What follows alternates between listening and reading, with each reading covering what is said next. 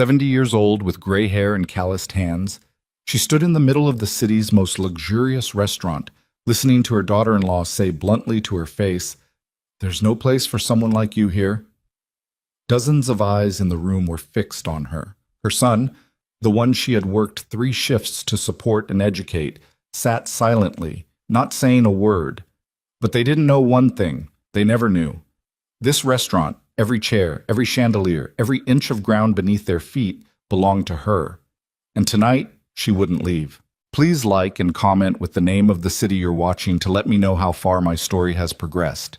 And remember to subscribe to the channel so you don't miss the next parts. I have replayed that night so many times in my head that I sometimes wonder if I dreamed it.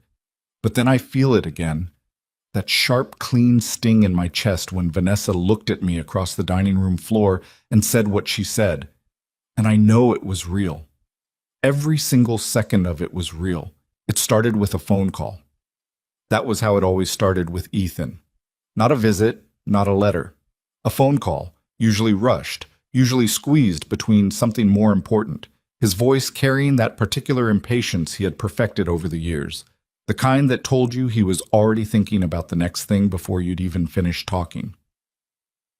Mom. Just that. Not hi, Mom. Not how are you feeling, Mom. Just Mom, like a stamp on an envelope. Ethan, I said. I was in my kitchen, standing at the counter with a cup of tea I hadn't touched yet. It was a Tuesday afternoon in late October, and the light outside was the color of old honey. I remember that detail, the color of the light, because it was the last genuinely peaceful moment I had for a long time. "We're doing dinner Friday night," he said, "to celebrate. You know I made partner." I did know. He had made partner at Caldwell and Marsh 3 weeks earlier, and I had sent flowers to his office. Sunflowers, his favorite when he was a boy. He had not called to say thank you. I knew this because I had checked my phone more times than I wanted to admit. "That's wonderful, Ethan," I said. "I'm so proud of you." "Yeah, so we're doing it at Hargrove's, Friday, 7 o'clock. You should come." Hargrove's. I almost said something then. Almost. But I let it pass because I had gotten very good at letting things pass. "I'll be there," I said. "Good." And he was already gone, that quick click of the call ending before I could ask anything else. "No, are you doing okay, Mom?" "No, is it too far for you to drive?" "No, do you need anything?" Just the click. I stood there in my kitchen for a moment with the dead phone in my hand and that untouched cup of tea steaming in front of me, and I told myself it didn't matter. I told myself what I had been telling myself for years. He's busy, he has a lot going on, this is just how he is.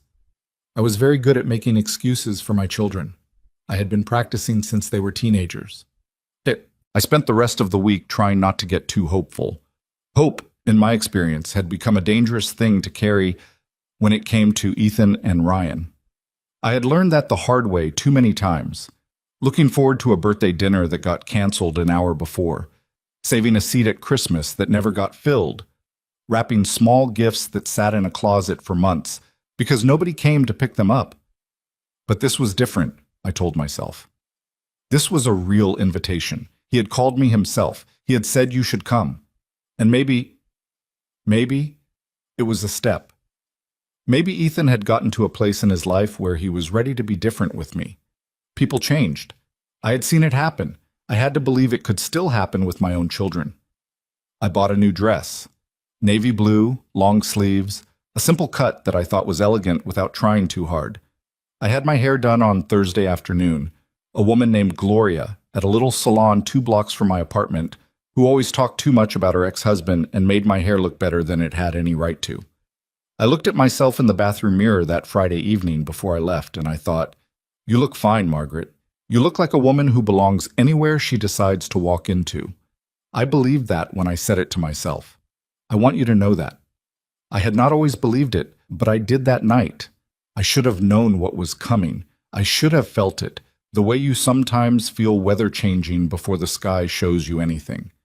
But I didn't. I walked into that evening wearing hope like it was armor, and I didn't find out until much later just how thin that armor really was. Hargrove sat on this corner of Whitmore Avenue and 5th, and if you didn't know what it was, you might walk past it. The exterior was deliberately understated.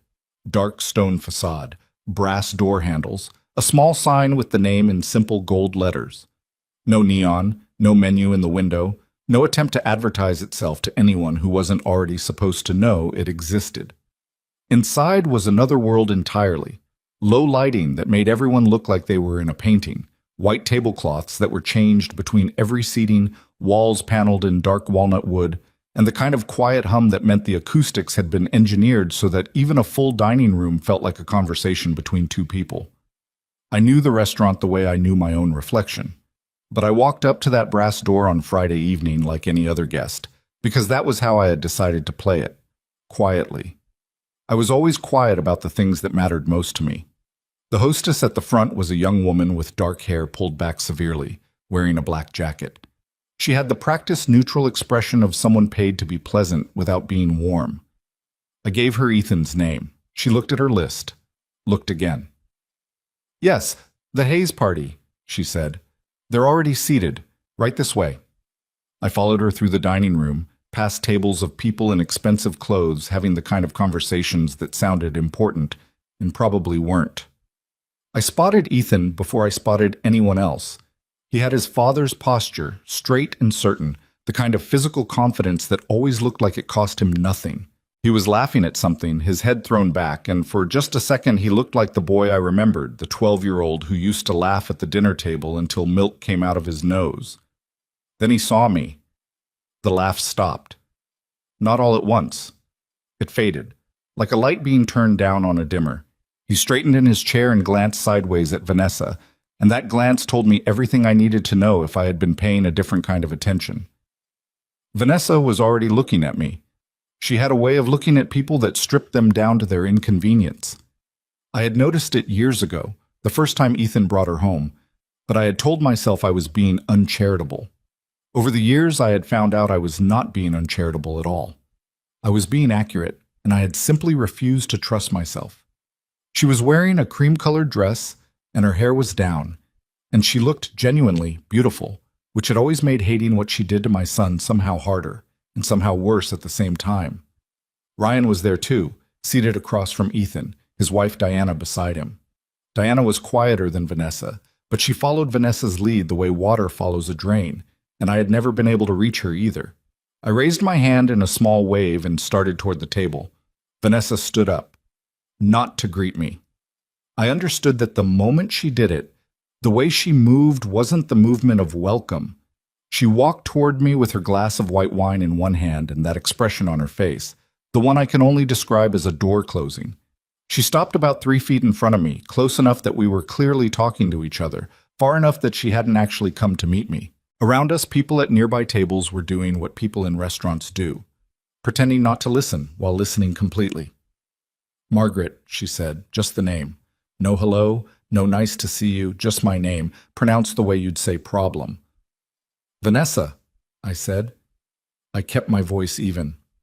I was very good at keeping my voice even when I needed to. "I'm going to be honest with you," she said, "because I think it saves everyone time." She tilted her head slightly, that practiced gesture that was designed to look like consideration. "This dinner is for Ethan's colleagues and close friends, people from the firm.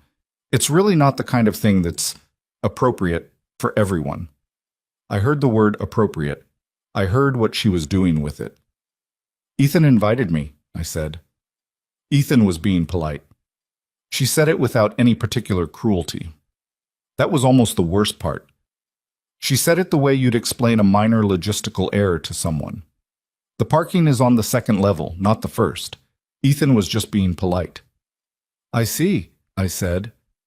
"There are some lovely places nearby," she said, and she actually gestured with her wine glass, toward the door. "More casual, probably more your speed." More your speed. I stood there in the middle of Hargrove's dining room and felt those 3 words land on me. I felt the weight of them. I felt the years behind them. Every Christmas call that was 3 minutes long, every birthday card that arrived unsigned, every conversation in which Vanessa had found some small, precise way to remind me that I was not the kind of person who fit into the life my son had built. I felt all of it. And then I felt something else.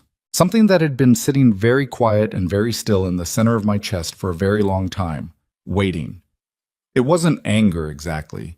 It was more like clarity. The specific crystalline clarity that comes when you have finally been pushed to the last possible edge and you realize, with complete calm, that you no longer have anything left to protect by being careful. "All right," I said. Vanessa blinked. She had expected something else. Tears, maybe, or flustered apology, or the small, shrinking retreat she'd probably seen from me enough times to expect it by reflex. "All right," I said again, and I turned. I walked back through the dining room, and I heard behind me the sound of Vanessa returning to the table and the low murmur of the table reassembling itself around her return, and probably someone saying something in a low voice that made the others laugh quietly. I walked to the front of the restaurant. The hostess looked up.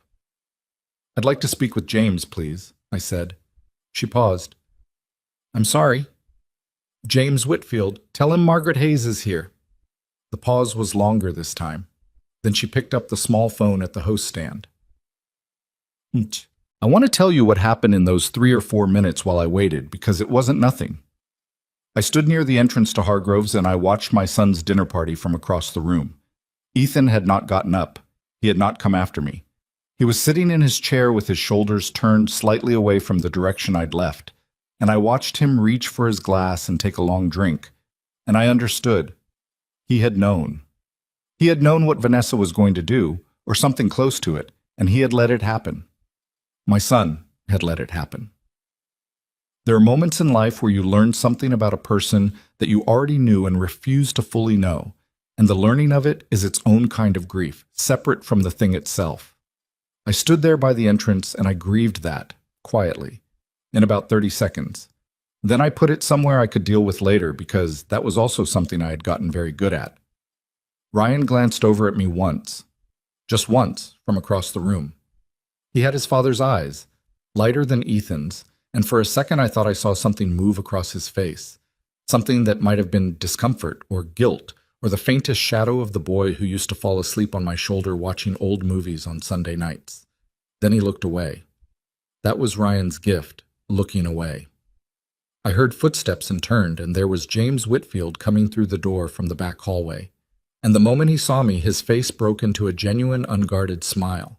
The kind of smile that nobody performs, the kind that just happens. James was 53 years old, heavy through the shoulders, with gray at his temples, and the kind of hands that said he'd started his career actually cooking before he'd moved into management.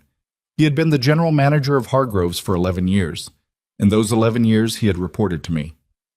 "Mrs. Hayes," he said, and there was warmth in it, real warmth, the kind you can't manufacture. "I didn't know you were coming in tonight." "Spur of the moment," I said. "You should have called ahead. We would have prepared—" "James," I kept my voice low. "I'd like table 4, please." He didn't hesitate. "Of course. Right away." Table 4 was in the center of the dining room. It was the largest table that wasn't reserved for private parties, a round, beautifully set table that sat 6 comfortably and had a view of the entire room. It was also, and I was counting on this, clearly visible from the table where Ethan's dinner party was seated. James walked me to it himself. He pulled out my chair with the kind of care that felt like ceremony, and when he did it, the room noticed. The way rooms notice when the texture of something changes. I felt eyes following us across the floor. I heard the quality of conversation shift slightly, the way it does when something is happening that people can't quite categorize yet. I sat down. I watched James snap his fingers once toward a server, a specific gesture that the staff at Hargrove's knew meant best service, immediate, no questions. And within 40 seconds, there was a water glass, a menu I didn't need, and a small amuse-bouche I hadn't asked for, but that arrived the way it always did when James knew I was in the building. And then I looked across the dining room. Vanessa was staring at me, not with her closed-door expression this time, with something I had never seen on her face in 11 years of knowing her, confusion. First, genuine, unguarded confusion. The confusion of someone whose reality has just shifted without warning. Then something else working underneath it, a recalculation happening behind her eyes, pieces clicking together in an order she hadn't anticipated. Ethan was staring too. His wine glass was halfway to his mouth, and it had stopped there, arrested in midair, because he had seen James Whitfield, Hargrove's general manager, the man who had been photographed twice for the city's business journal, the man whose name appeared on every professional citation this restaurant had ever received. Walk Margaret Hayes to a table with the kind of practiced deference that you cannot mistake for anything other than what it is. Ryan had turned fully around in his chair. I picked up my water glass. I took a sip. I held their gaze for exactly 3 seconds, long enough to make it a choice, short enough to not make it performance, and then I looked away and pretended to be interested in the menu I already knew by heart. What happened next happened in pieces, the way things do when shock unspools gradually, rather than all at once. James came back to my table about 10 minutes later, leaning down slightly to murmur, "Mrs. Hayes, your son has sent someone over, one of the servers. He's asking if you'd care to join their table." "Tell him thank you," I said. "I'm comfortable where I am." James nodded and withdrew. I watched him carry the message back. I watched Ethan receive it. I watched something move through his expression. Not remorse yet, not quite. Something more immediate than remorse. Something closer to what exactly is happening here. The couple at the table nearest to mine, a man and woman in their 50s, clearly celebrating something, a bottle of champagne open between them, had noticed the dynamic by then. The woman leaned toward her husband and said something quietly. He glanced at me, then at the party across the room, then back at his champagne. The server assigned to my table, a young man named Thomas, who had been with Hargroves for 3 years and knew exactly who I was, brought me what I ordered without any unnecessary conversation, which I appreciated. He had a gift for reading the room. I ate slowly. I was not hungry, but I had learned long ago that in certain moments, performing normalcy is the most destabilizing thing you can do to someone who is waiting for you to collapse. Every bite I took was a message. Every quiet turn of my fork was a refusal to be what they had expected me to be when I walked out that door, small, dismissed, erased. It was Vanessa who finally broke first. I saw her stand up, say something brief to the table, and then make her way across the dining room. She moved fast, on a straight line, and her expression had settled into the version of itself I recognized most. Tightly controlled, certain of itself, convinced it was about to fix something. She stopped at my table. "Margaret." "Vanessa," I said pleasantly. "I think there's been a misunderstanding." She pulled out the chair across from me without being invited and sat down in it, because that was what Vanessa did. She occupied space she hadn't been offered and then made you feel like you owed her gratitude for it. "I may have been a little abrupt earlier. I should have explained better. Tonight is very specifically for people who belong here," I said. "Yes, you were clear." Her jaw tightened almost imperceptibly. "What I meant was, Vanessa." I set my fork down and folded my hands on the table, and I looked at her with the same even calm I had used when I first walked up to that table and received her little speech. "I think you were actually extremely clear. You told me this was not my kind of place. You suggested somewhere more appropriate for me. I appreciate the honesty." She stared at me. The recalculation was still happening. I could see it, but she didn't have enough information yet to know where it was going. "So I found a table that suited me," I continued. "I hope you're enjoying your evening." "Margaret, what exactly is your relationship with the manager here?" There it was. There was the question she'd actually come to ask. I smiled. Not warmly, not unkindly, but not warmly either. More the way you smile when the answer to a question is too large to explain simply, and you have decided not to try. "Why don't you enjoy the rest of your dinner?" I said. "We can talk later." She looked at me for a long moment. Then she stood, straightened her dress, and walked back across the room. I watched her sit down. I watched her lean close to Ethan. I watched his face as she spoke to him, watched the color shift in it, first attention, then confusion, then something sharper. He looked at me across the room, and this time it wasn't the polished, certain gaze of a man who had made partner at Caldwell and Marsh. It was something older than that, something younger. It was the look of a child who has suddenly found out the world is organized differently than he thought. James found me again just before 9 o'clock. He crouched beside my chair and spoke quietly, because James understood discretion the way other people understand breathing, as an automatic requirement. "There's a journalist at the bar," he said. "Petra Vance from the City Standard. She recognized Ethan Hayes. The Caldwell and Marsh partnership was covered in the business section last week. She's noticed the situation, and she's asking questions of the staff." I had not planned for a journalist. I want to be clear about that. I had come to Hargrove's that night without any plan at all, driven by nothing more complicated than the refusal to be sent away. The journalist was not something I arranged, but I had also, over 70 years, learned the difference between the things you arrange and the things you simply allow to find their own shape. This was the second kind. "Tell the staff to be professional," I said. "They may answer factual questions about the restaurant." James gave me a look I recognized. The look of a man who understood exactly what I was and wasn't saying, and nodded once. 20 minutes later, Petra Vance sat down across from me. She was younger than I expected, late 30s, with sharp eyes and a reporter's specific kind of stillness. The stillness of someone who has trained themselves to make other people forget they're being watched. She had a small notebook, which I found almost charming in an era when everyone used their phones. "Mrs. Hayes," she said, "I'm Petra Vance." "I know who you are," I said. "I've read your work." That surprised her, which I enjoyed. "I understand you're a silent partner here at Hargrove's." "Not exactly silent," I said. She waited. She was good at waiting. "I'm the primary investor and majority owner," I said. "I've been the operational partner since the original build-out 12 years ago." Petra's pen moved. "And your son is Ethan Hayes, the attorney." "He is. He's here tonight." "He is." She glanced across the room. Ethan's table was visible from where we sat, and I could see that the dinner party had gone quiet in a particular way, the way a table goes quiet when everyone is pretending not to watch something while watching it completely. "Is there a story here, Mrs. Hayes?" I picked up my wine glass, a Bordeaux that Thomas had selected for me without being asked, the correct one, the one I always had in October.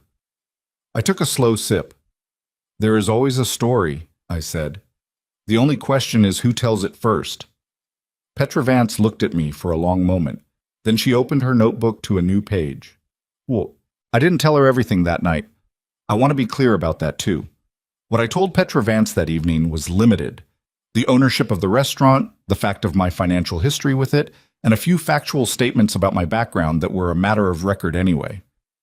I didn't use words like betrayal or humiliation. I didn't describe what Vanessa had said to me when I walked in. I didn't need to. Because by the time Petra was writing in that notebook, Ethan had stood up from his table.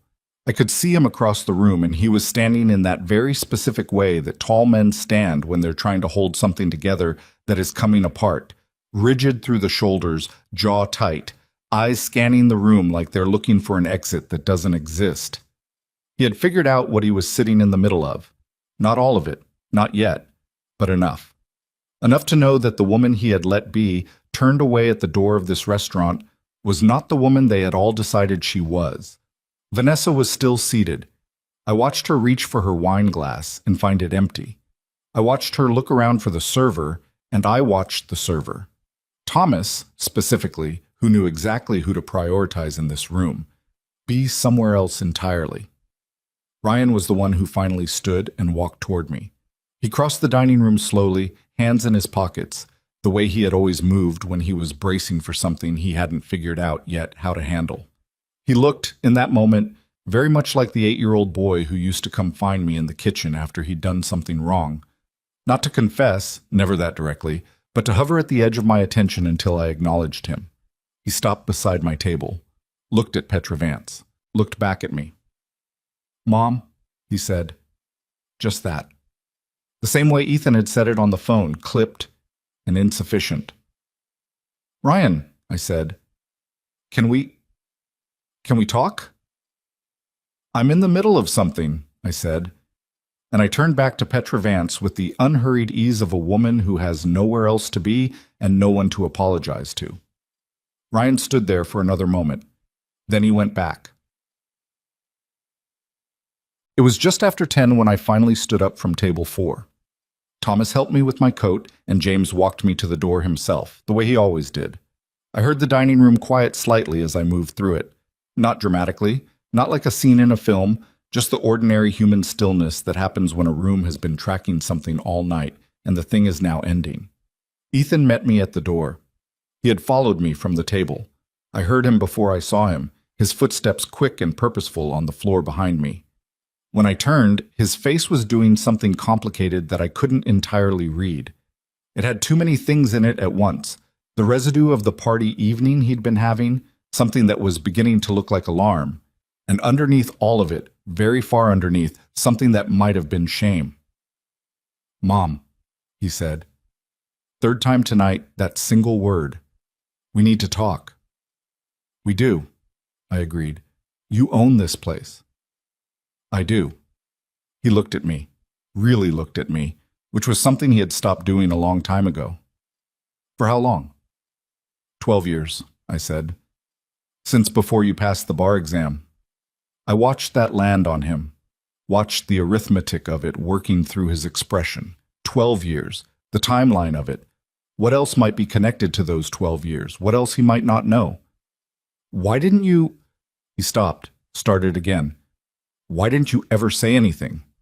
I looked at my son, my eldest, the one I had worked 3 jobs to send to university, the one I had sewn Halloween costumes for at midnight because I couldn't afford to buy them, the one who had stood 20 feet away tonight while his wife told me there was no place for me here, and I felt the full weight of the answer to that question.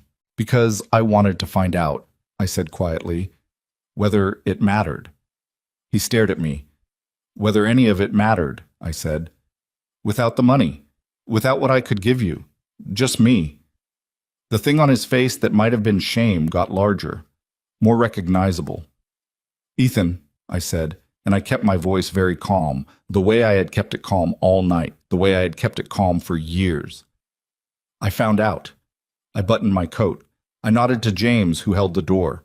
I walked out of Hargrove's into the October night, and the air was cool and sharp and clean, and behind me I left my son standing in the entrance of a restaurant that I owned, with the full weight of what he had allowed tonight settling on his shoulders like something he wouldn't be putting down any time soon. I did not look back. I had spent enough of my life looking back. The drive home that night took 22 minutes. I know, because I watched the clock on the dashboard the whole way, the green numbers ticking forward in the dark.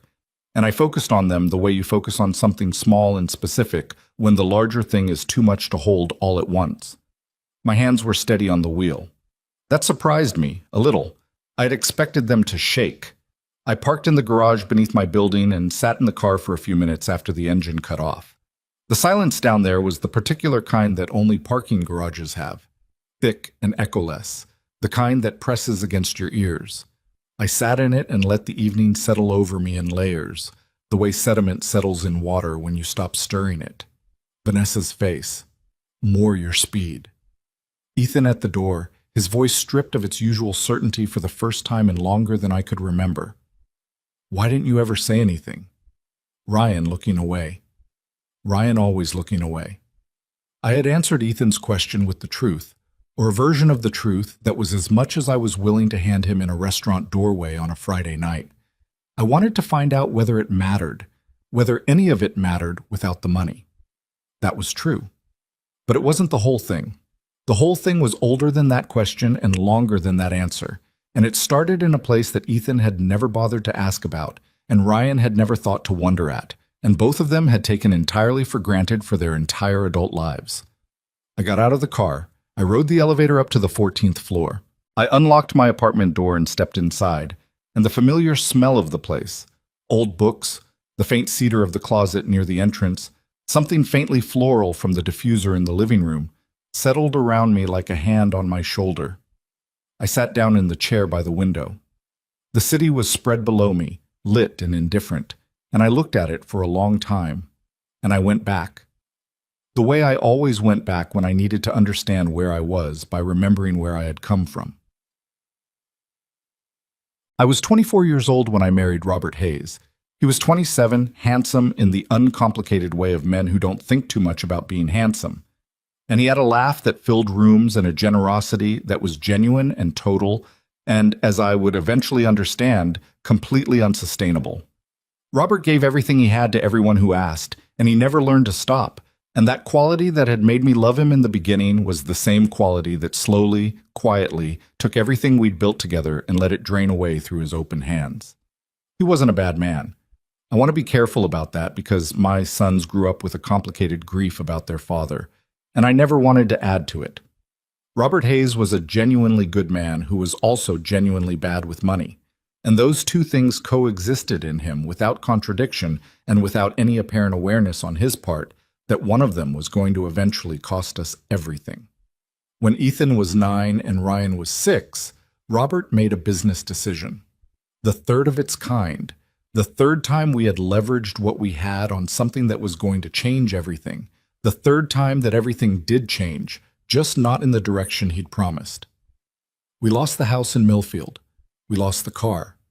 We lost the savings account that I had been quietly feeding for 4 years while Robert was doing his leveraging.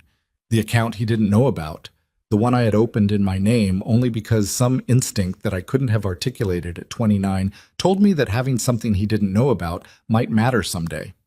Even that wasn't enough. We moved into a rental in a neighborhood I won't name because the name still sits wrong in my chest, and Robert spent 6 months trying to rebuild, and then one morning in March, he had a heart attack in the parking lot of a hardware store, and he was gone before the ambulance arrived. He was 41 years old. I was 38. Ethan was 12.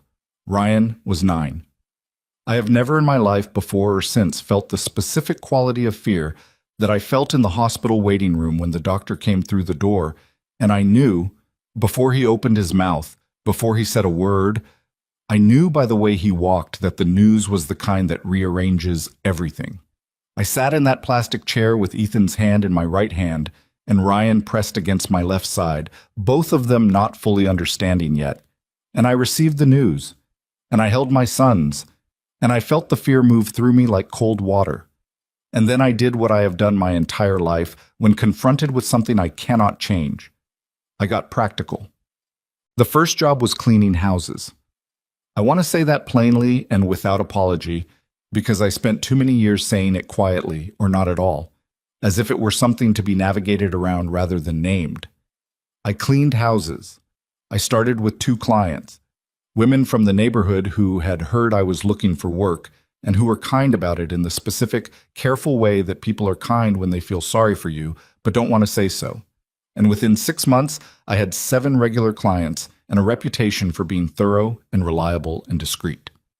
Discretion matters enormously to people who employ housekeepers, and I understood that early.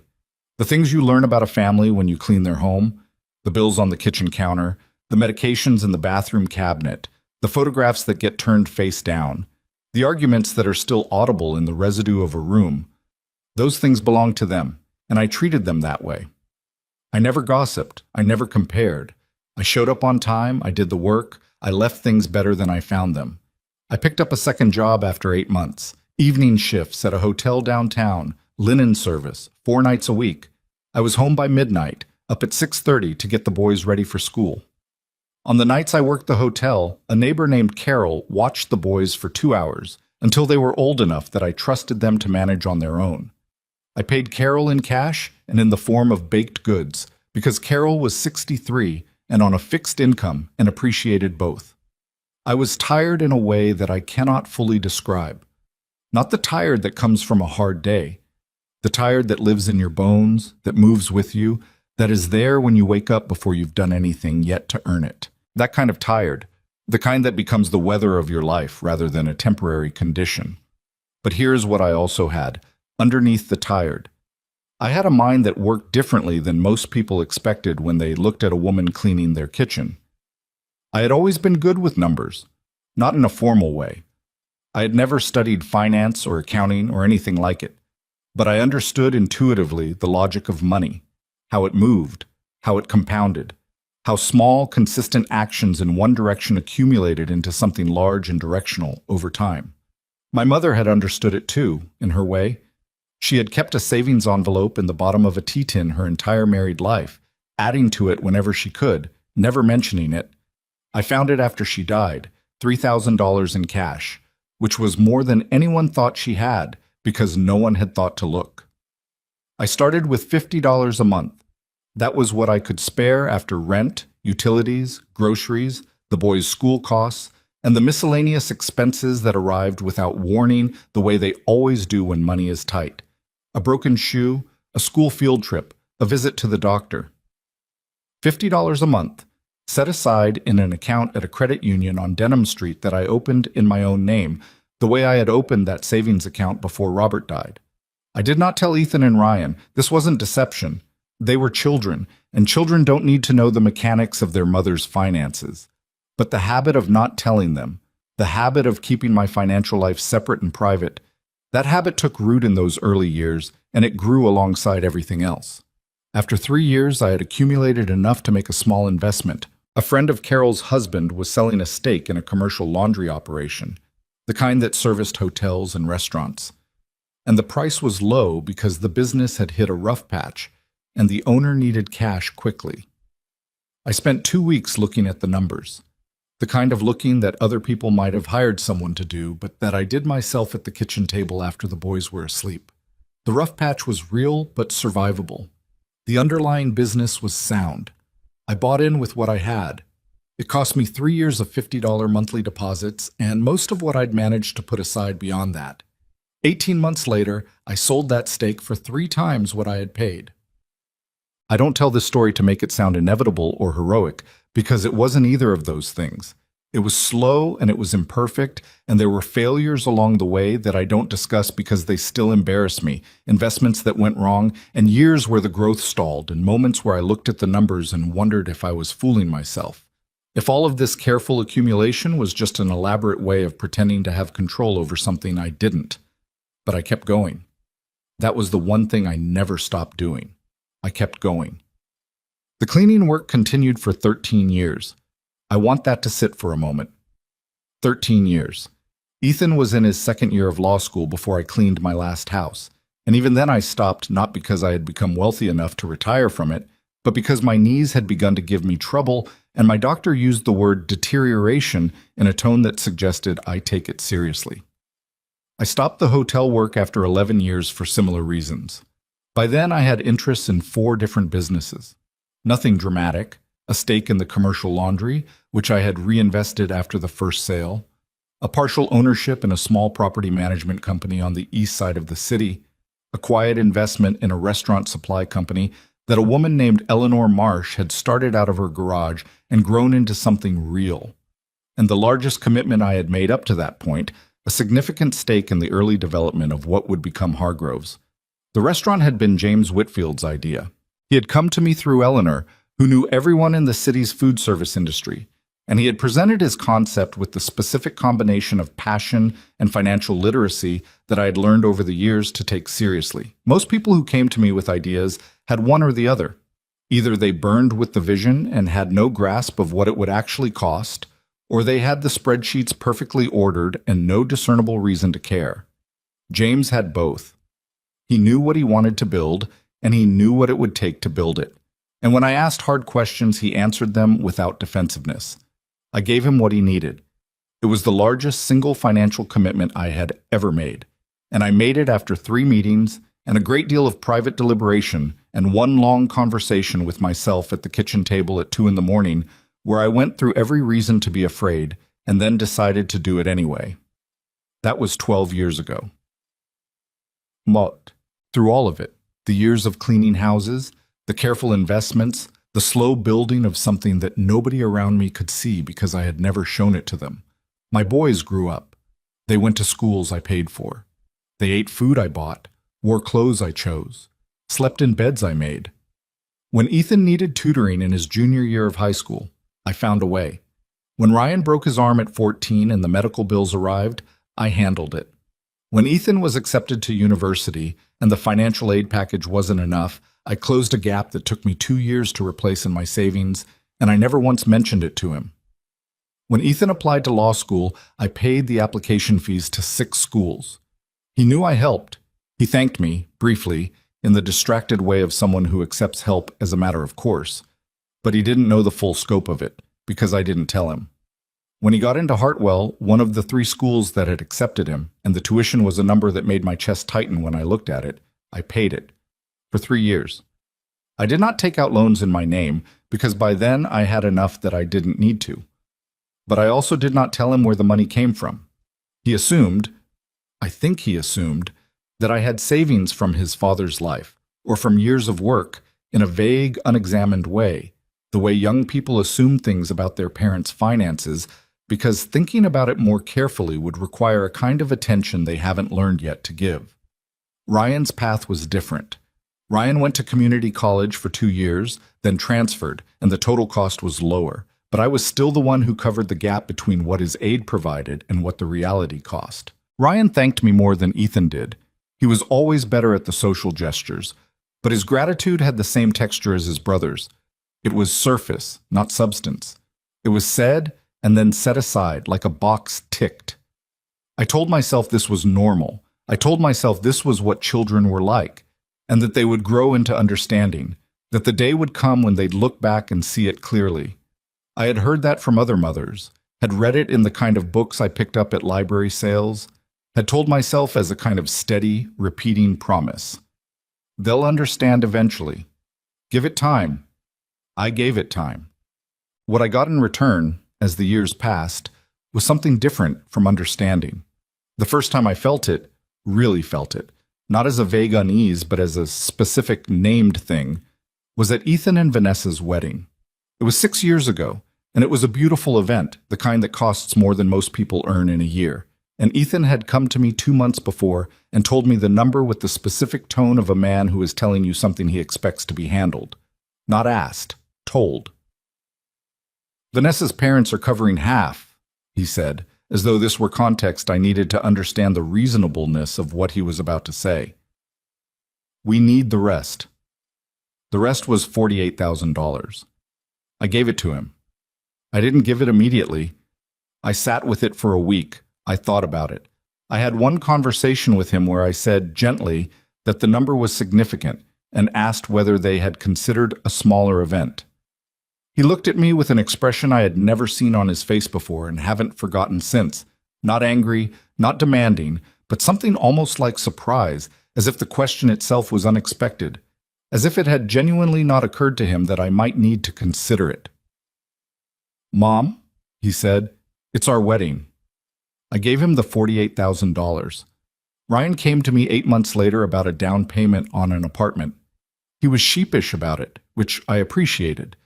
Ryan had always been better at the performance of gratitude than Ethan, even when the substance wasn't different.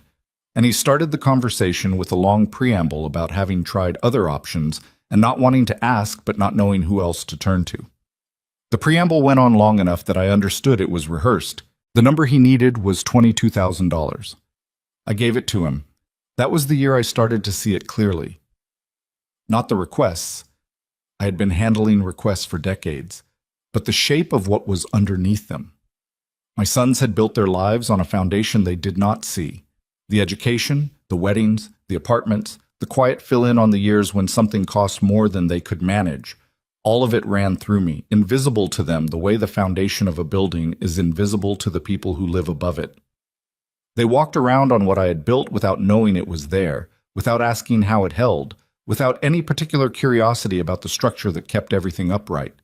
And when I was no longer useful to them in the immediate, obvious way, when the big requests had been made and the events had been financed and the children had what they needed to run their comfortable lives, what was left of me in their minds was something considerably smaller than what I had actually been. What was left was an old woman who lived in an apartment and had done housekeeping work most of her life and was, if she was being honest with herself, not really relevant to the world they'd built for themselves. That was what I had become to them. That was the thing I sat with in my apartment in the years after both boys were settled and the calls became shorter and the visits became rarer and the invitations began to arrive with the specific quality of afterthought. The conversation about the nursing facility happened 8 months before the night at Hargrove's. I had gone to Ethan and Vanessa's house for Sunday lunch, an occasion that had become monthly in theory and sporadic in practice, usually rescheduled twice before it actually happened. Vanessa had made something that was clearly more effort than her usual, and the table was set nicely, and for the first hour it felt almost like what I had always wanted family to feel like. Then Ethan said he wanted to talk about the future. That phrase, the future. Spoken in the measured, reasonable tone he used in the courtroom, the tone that said, "I have thought about this carefully, and the conclusion is already reached. I am simply being courteous enough to narrate it to you." "We've been thinking," he said. We, always we, Vanessa's influence in every sentence, even when she wasn't the one speaking, "about what makes sense as you get older. You're not getting any younger, Mom. The apartment's a lot for one person, and with your health—" "My health is fine," I said. "Your knee," Vanessa said from across the table, the way you mention an inconvenient fact. "My knee is managed." "There's a really wonderful facility on the north side," Ethan continued, as if I hadn't spoken. "Lakeview Gardens. We looked it over. It's very well reviewed. The staff-to-resident ratio is—" "Ethan," I set my fork down. "Stop." He stopped. He and Vanessa exchanged a look. The quick, practiced look of a couple who have had private conversations about the topic they are now raising. The look that contains an entire separate discussion that the other person in the room isn't part of. "I'm not moving into a care facility," I said. "Mom, it's not. I'm 70 years old and I am healthy, and I live in my own home and I manage my own life. I do not need to be placed anywhere." Placed. The word arrived in my own sentence and I heard it, and I felt the edge of it. Vanessa leaned forward slightly. "We're thinking about your well-being," she said, in her most reasonable voice. "It's not easy being alone at your age. These places have communities, activities." "I have a community," I said. "I have activities. What I do not have, apparently, is a family that wants to be bothered with me on a Sunday." The table went quiet. Ryan wasn't there that day. Ryan was rarely there. He would have looked away. Ethan picked up his fork. "We're just trying to think practically," he said, and the conversation moved to other things, and nothing was resolved, and nothing was said about it again until 3 months later, when Ethan mentioned, casually, that he'd put my name on a waiting list at Lakeview Gardens because it never hurts to have options. He had put my name on a waiting list without asking me. I found out because the facility sent me a welcome packet in the mail. I sat with the welcome packet in my hands for a long time. It was a glossy brochure with photographs of smiling elderly residents doing crafts and eating together in a bright dining hall, and on the back was a list of amenities and a phone number and the name of an intake coordinator. It was addressed to Ms. Margaret Hayes in a font that was slightly too large, the way things addressed to old people often are, as though we've all gone blind. I set the brochure on my kitchen table. I made tea. I sat down. And I thought about what my children had decided I was. Not through any single dramatic conversation, not through one identifiable moment of cruelty, but through the accumulated weight of years of small decisions, each one individually defensible, each one adding up to the same thing. An inconvenience, a problem to manage, a woman who had served her purpose and could now be neatly redirected somewhere that wouldn't require them to think about her. They did not know what I had built. They did not know what I was. And for a long time, I had kept it that way on purpose.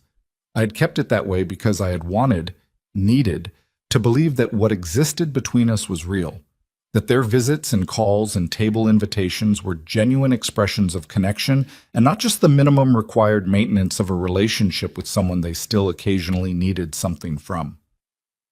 I had wanted to be loved for who I was. Looking at that brochure, I understood, finally and completely, what I had found out instead. I put the brochure in the recycling bin. I washed my teacup. I went about the rest of my day. But something had changed. Something that had been patient for a very long time had stopped being patient. And when Ethan called 6 weeks later with that clipped, distracted voice and said, "We're doing dinner Friday at Hargrove's, you should come," I said yes.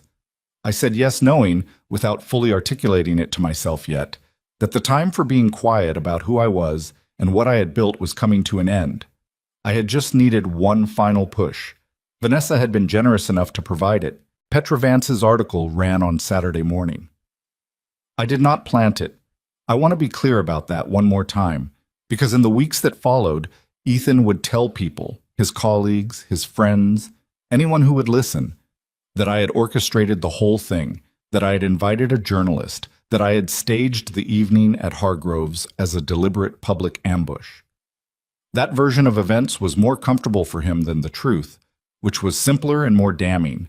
He had invited his mother to dinner, his wife had humiliated her in front of a dining room full of people, and the rest had followed naturally from that, the way consequences follow actions when there is no longer anyone willing to absorb them quietly. The article was not long. Petra Vance was too good a journalist to be dramatic when the facts were dramatic enough on their own. She wrote about Hargroves, its reputation, its history. She wrote about me, my background, my investment history, the broad strokes of how a woman who had spent years in domestic service had built a portfolio that included one of the city's most celebrated restaurants. She wrote, in 2 precise and devastating sentences, that the majority owner of Hargroves had been publicly told by a dinner guest that the restaurant was not her kind of place, and that the guest in question was her daughter-in-law. She did not use the phrase, "more your speed." She didn't need to. I read the article at my kitchen table with my first cup of coffee, and I felt something I hadn't expected to feel. Not satisfaction exactly, and not relief. Something quieter than either of those.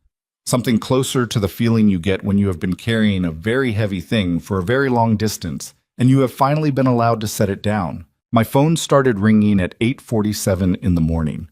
I let most of the calls go to voicemail. The first person I actually spoke to was my attorney, a woman named Caroline Fisk, who had been managing the legal framework of my businesses for 9 years. Caroline was 58 years old and had the specific temperament of someone who had seen enough human chaos that almost nothing surprised her anymore, which was one of the qualities I valued most in her. "I've read it," she said, without preamble.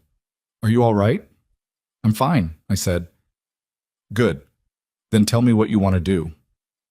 I had thought about this through most of the night, in the stretches between sleep that had been shorter than usual. I had thought about it carefully, without anger, because anger, I had learned, made you move fast and imprecise, and precision was what the moment required. "I want to review every financial arrangement I have with either of my sons," I said. "Everything. The loan structures, the informal understandings, anything where money has moved from me to them in a form that can be revisited." Caroline was quiet for a moment. "That's a significant undertaking." "I know. Are you prepared for what it might look like when it's visible all in one place?" "Caroline," I said, "I think I have been the only person not prepared for that." She told me she would have documents ready by Monday. Then she asked, again in a slightly different register, not the attorney's voice, but the voice of someone who had known me long enough to care. "Margaret, are you really all right?" I looked out my kitchen window at the October sky. It was a clear day, cold and bright, the kind of day that looks warmer than it is from inside. "Ask me again in a month," I said. I underestimated how fast things moved. That was my first mistake of the weekend, and possibly my last significant underestimation. By Saturday afternoon, the article had been shared widely enough that it had become a different kind of story. Not just a piece in the City Standard, but a thing that people were talking about on the particular platforms where people talk about things now, sharing it with their own commentary attached, each retelling adding a layer of interpretation that moved further from the specific and closer to the archetypal. The version that spread was, in its essence, a wealthy woman was told by her daughter-in-law to eat somewhere cheaper, and the restaurant turned out to belong to her. That version was accurate as far as it went. It was also very easy to understand and very easy to be angry about, and the internet, in my experience, has never had any difficulty being angry about something easy. I did not look at the comments. I had made that decision early, and I held to it, because I understood, with the clarity of someone who has spent 70 years learning which information is useful and which merely hurts, that the commentary of strangers on the internet was neither. What I did pay attention to was the phone call I received at 2:15 on Saturday afternoon from a man named Gerald Hartley, who was the senior managing partner at Caldwell and Marsh, and who had been, up until that moment, Ethan's professional superior and his most important professional ally. Gerald Hartley was 64 years old and had built his career on an almost religious devotion to the firm's public reputation. He spoke to me for 8 minutes. He was careful with his words, the way lawyers are careful when they are in the middle of saying something they need to be able to deny having said. The substance of the conversation was this. The story had reached the firm. People were discussing it. Gerald was not calling to take a position on the matter. He was very clear about that. But he wanted me to know that Caldwell and Marsh took its community relationships seriously, and that if there was anything he could do to facilitate a resolution that was good for everyone involved, he hoped I would reach out. What he was actually saying, underneath the careful phrasing, was, "Your son's new partnership may be in some difficulty." "I appreciate the call, Gerald," I said, in the same pleasant and uninformative tone I had used with Vanessa the night before. After I hung up, I sat for a moment. I had not thought about Ethan's career when I sat down with Petra Vance. I had not thought about it the night before, or that morning. I thought about it now, and I let myself feel the complexity of it. Because I want to be honest about this part. It was complicated. He was my son. The idea of harm coming to him was not simple for me to hold, even now, even after everything. A mother doesn't stop being a mother because her children have failed her. That's one of the cruelest things about the whole arrangement. But I also thought about the welcome packet from Lakeview Gardens. I thought about Vanessa's face in the restaurant. I thought about the look that had passed between my sons across a dinner table. The silent agreement to let something happen that they should have stopped. I thought about $48,000 and $22,000 and 3 years of law school tuition and 1,000 smaller things that had never been acknowledged. I thought about what it had cost me and what it had cost them. Nothing, and nothing, and nothing. I picked up the phone and called Caroline Fisk back. "Let's also look at the property arrangement," I said, "the one connected to Ryan's building." Caroline's pause told me she understood exactly what I was starting. "I'll add it to Monday's agenda," she said. Mem. Ethan arrived at my apartment on Sunday morning without calling first. I heard the knock and knew it was him before I opened the door. Not by any particular intuition, but by the simple fact that he was the only person in my life who still knocked that way. 3 fast, hard knocks, impatient even in a gesture. I was still in my robe. I had been reading, which was what I did on Sunday mornings, and I had been almost comfortable, which was a thing I was learning not to take for granted. I opened the door. He looked like he hadn't slept. The particular polish he carried so naturally, the good clothes, the careful grooming, the air of a man in control of his environment, was not entirely gone, but it was not entirely intact either. There were shadows under his eyes and a tightness in his jaw that I recognized from when he was 16 and had done something he couldn't figure out how to talk about. "Mom," he said, "can I come in?"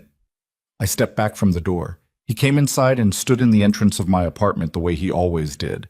Not quite entering the living room, not taking off his coat, as if remaining near the door preserved the option of a fast exit. I went to the kitchen and poured a second cup of coffee without asking him if he wanted one, because he always wanted one, and we both knew it. I set it on the kitchen table and sat down. He came in slowly and sat across from me. For a moment, neither of us said anything. The apartment was quiet, the way it always was on Sunday mornings, and the coffee steamed between us, and I thought about all the years of mornings I had sat at kitchen tables waiting for my children to talk to me. "The article," he started. "I didn't ask her to write it," I said. "I know." He wrapped his hands around the mug. His hands were large, like his father's. That was one of the things he had taken from Robert, the hands and the posture. "I know you didn't. That's not what I came to talk about." "What did you come to talk about?" He was quiet for a moment. He was not a man who found silence comfortable, which was one of the reasons he had become a litigator. Silence in a courtroom, if you knew how to use it, was a weapon. But this was not a courtroom, and I was not opposing counsel, and the silence just sat there being what it was. "Gerald Hartley called me yesterday," he said. "I know, he called me first." Ethan looked up. Something crossed his face. "He called you." "He did." He absorbed this. "What did he say?" "He said the right things without saying anything he'd have to be held to." I watched my son.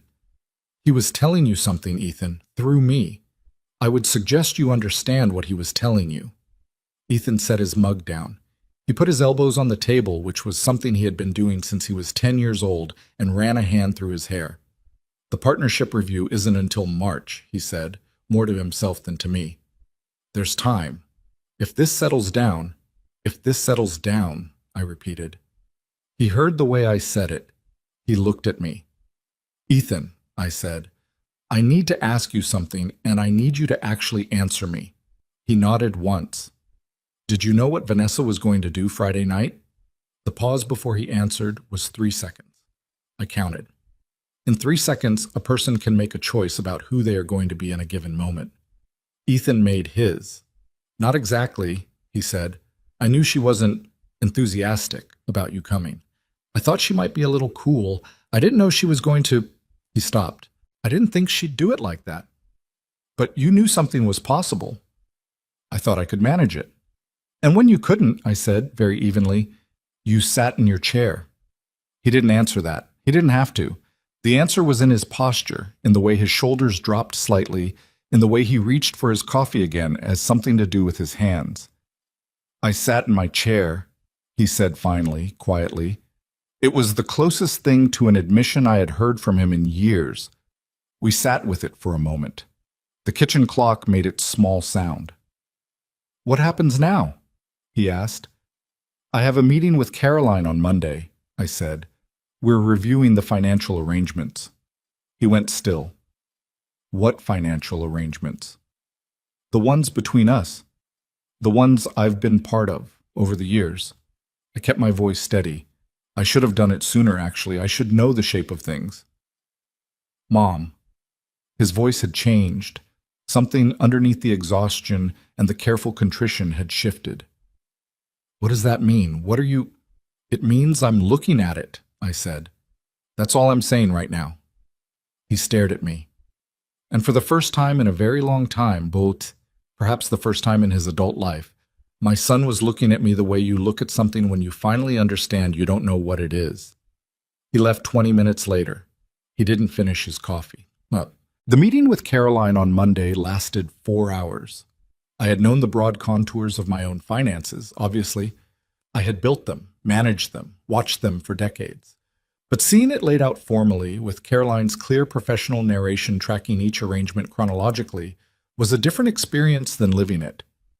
It was like seeing a map of a place you've spent years walking through. The landscape was familiar, the shape of it was new. Ethan's law school tuition, 3 years, paid in full from my personal accounts, never formalized as a loan. Ethan and Vanessa's wedding contribution, $48,000, gifted with no written agreement. The down payment assistance on their first home, $31,000, also never formalized. The refinancing of their mortgage 2 years ago, when interest rates had risen and they'd needed capital to restructure, $23,000, presented and received as a loan with a repayment schedule that had never been activated. Ryan's education gap funding over 3 years. Ryan's apartment down payment. Ryan's car loan, co-signed when his credit was insufficient, a co-signature that I was still technically on. The informal transfer 18 months ago when Ryan had called with a business venture that needed quick capital and I had provided it, and he had spoken at length about how he would pay it back and had paid back none of it. Caroline read through the totals. I will not put the exact number in words because I do not think the exact number is the point. The point is that when it was all in one place, when it was laid out in a document without the softening effect of time and distance and individual context, the number was large. It was larger than I had carried in my head. It was larger, I suspected, than either of my sons had ever stopped to calculate. The mortgage co-signature is the most legally complex, Caroline said. The informal transfers are largely unrecoverable without litigation, and I don't think that serves your interests or your intentions. She looked at me over the rim of her glasses. What do you want to accomplish here, Margaret? Practically. I thought about it. I want them to know, I said. And I want to stop. Stop. Stop being the floor they don't know they're standing on. I paused. The mortgage co-signature? Can we remove my name? With notification and a 30-day window, yes. Do that. I thought for a moment. The business investment Ryan made with my money. Do we have any equity position? If we wanted to pursue one, we might have grounds. Pursue it, I said.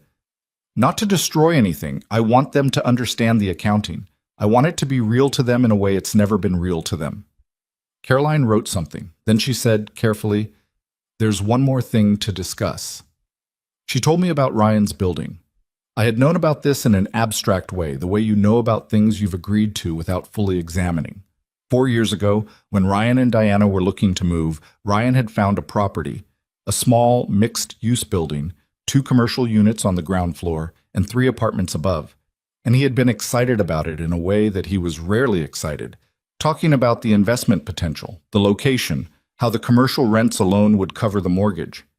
He had needed a co-investor to complete the purchase, someone with capital and good credit, someone willing to structure it informally, without a lot of paperwork, because the timeline was tight, and Ryan didn't want to slow it down.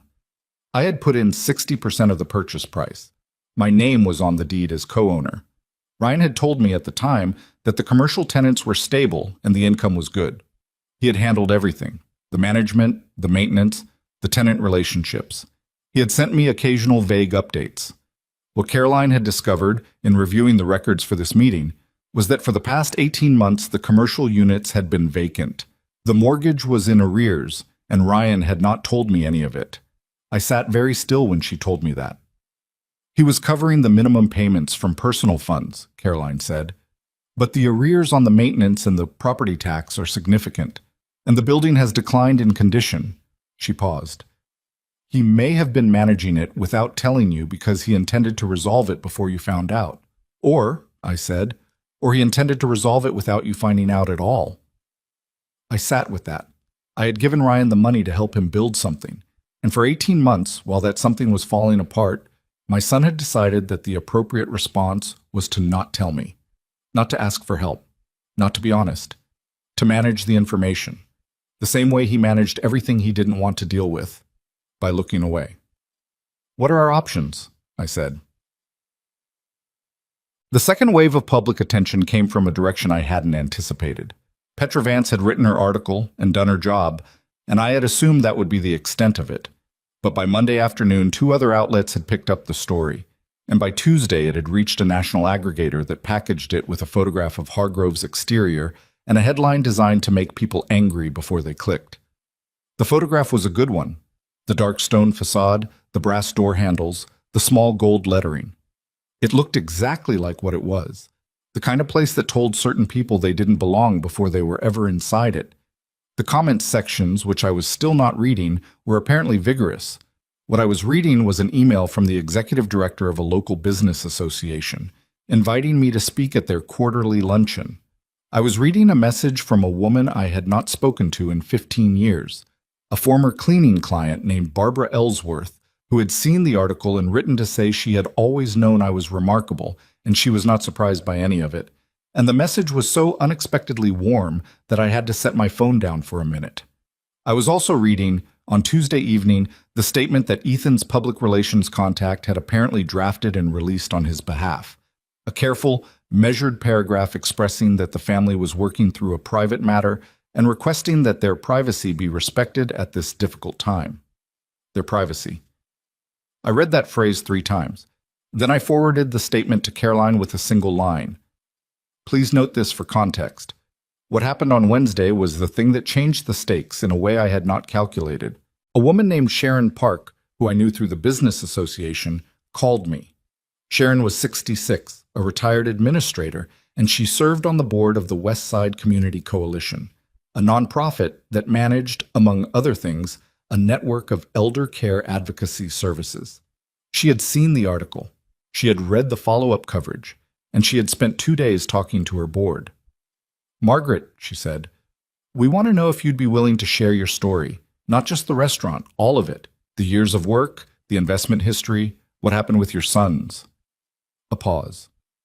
"We work with a lot of older women who are in situations similar to yours, who are being quietly pushed aside, financially manipulated, told their time is past. Your story, the way it ended Friday night, it's the kind of thing that could matter to people." I was quiet for a moment. "You're talking about a public statement," I said. "I'm talking about your truth," Sharon said, "on your terms, with us standing next to you." I thought about it for 2 days. I thought about Ethan and what it would mean for his career.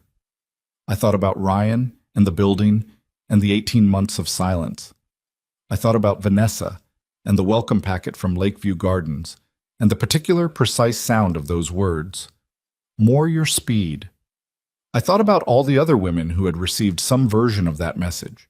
Not in those words, not in a restaurant, but in 100 other forms delivered by people who were supposed to love them, telling them that they had become inconvenient, that they were past their usefulness, that the appropriate thing was to make themselves smaller and quieter and less present until they took up almost no space at all. I called Sharon on Friday morning. "Tell me what you need from me," I said. The press conference, if you could call it that, was held the following Tuesday at the Westside Community Coalition's offices. A modest building on the east side that had the specific quality of a place that does real work rather than the appearance of work. There were 12 chairs set out for media, and they were all filled, with 2 journalists standing along the wall. Sharon introduced me briefly and then stepped back, the way people step back when they understand that the thing you're about to hear doesn't need a frame.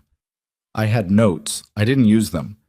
I told them about Robert, about the 3 jobs, about $50 a month at a credit union on Denham Street, about 13 years of cleaning other people's homes while building something of my own, quietly, because the alternative was to have nothing, and I had refused to have nothing. I told them about the investments. Not every detail, but the shape of it, the decades of careful, private work. I told them about Hargroves, about James Whitfield, about 12 years of partnership that I had never mentioned to my sons because I had been trying to find out whether they loved me without it. I told them what I had found out. I told them about the tuition, about the wedding, about the down payment and the mortgage and the informal transfers and the building that was in arrears while my son told me nothing. I kept my voice even throughout, the same even voice I had used at the restaurant, because I had decided that the only way to say true things in public without them being reduced to spectacle was to say them without performance. The room was very quiet.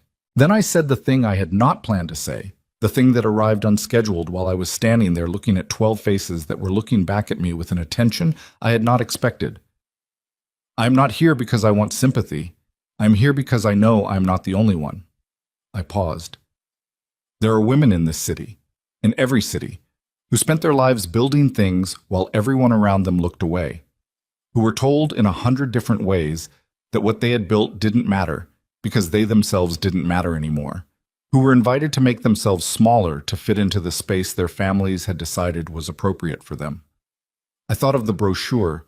I thought of the font that was slightly too large. I was 70 years old, and my son put my name on a waiting list for a care facility without asking me, because it was easier to manage me than to see me. One of the journalists, not Petra Vance, a younger man from one of the TV stations, said quietly, "What did you do when you found out?" "I decided," I said, "to stop being quiet about who I am." I could hear the sound of several people writing. "And what about your sons?" another voice asked. "What happens to them now?" I looked at the room. I thought about Ethan at my kitchen table with his untouched coffee and his too honest admission. I sat in my chair. I thought about Ryan, who I had not spoken to since the night at Hargroves, who had not called me and who I suspected was waiting, the way he always waited, for someone else to resolve the situation so he wouldn't have to. "That," I said, "is something we haven't finished working out." I said it plainly, without drama, because it was the truth. Nothing was finished. Nothing was resolved. I had set something in motion that I did not fully control, and the people I loved, and I did still love them, in the complicated, stubborn, infuriating way that mothers love sons who have failed them, were in the middle of a reckoning they had not chosen and could not escape. The consequences were already moving. Caldwell and Marsh had quietly suspended Ethan's partnership pending a review of his professional conduct and public profile. The property management company that Ryan worked for had received enough media attention around his name that he had taken a leave of absence, which was a polite way of saying he had been asked to. Vanessa's social media presence, which had previously been the carefully curated catalog of a woman who moved in expensive circles, had gone private, then silent. Their lives were contracting around them. The comfortable, well-appointed world they had built, partly on their own merits and partly on a foundation they had never seen and never thanked, was revealing for the first time how much of its solidity I had been quietly providing. I had not done this to them. I want to be clear about that, the way I have been clear about everything else. I had not plotted it, had not calculated it, had not arranged the sequence of events that had brought us to this particular Tuesday morning in a modest building on the east side of the city. I had simply stopped absorbing the consequences of their choices, the way I had absorbed them for decades, the way mothers absorb things until the weight becomes unbearable and the bones begin to give. I had stopped, and the consequences had redistributed themselves to where they actually belonged. Whether my sons were capable of carrying them, that was the question I could not yet answer. That was the thing I was still waiting to find out. The calls started the week after the press conference, not from journalists this time. That wave had crested and was beginning to recede, the way media attention always does when the next story arrives to replace it. These calls were from my sons, from Ethan first, then Ryan, then both of them together on a three-way call that I let go to voicemail and listened to afterward with my phone flat on the kitchen table, their voices coming out of the speaker like something from a great distance. Ethan's solo message was 7 minutes long. It started formal, careful, lawyerly, the voice he used when he was constructing an argument, and then somewhere around the 4-minute mark, it broke down into something raw, less prepared. He said he was sorry. He said it more than once in different configurations, the way people do when they're not sure the first version landed. He said he hadn't understood. He said he wanted to fix it.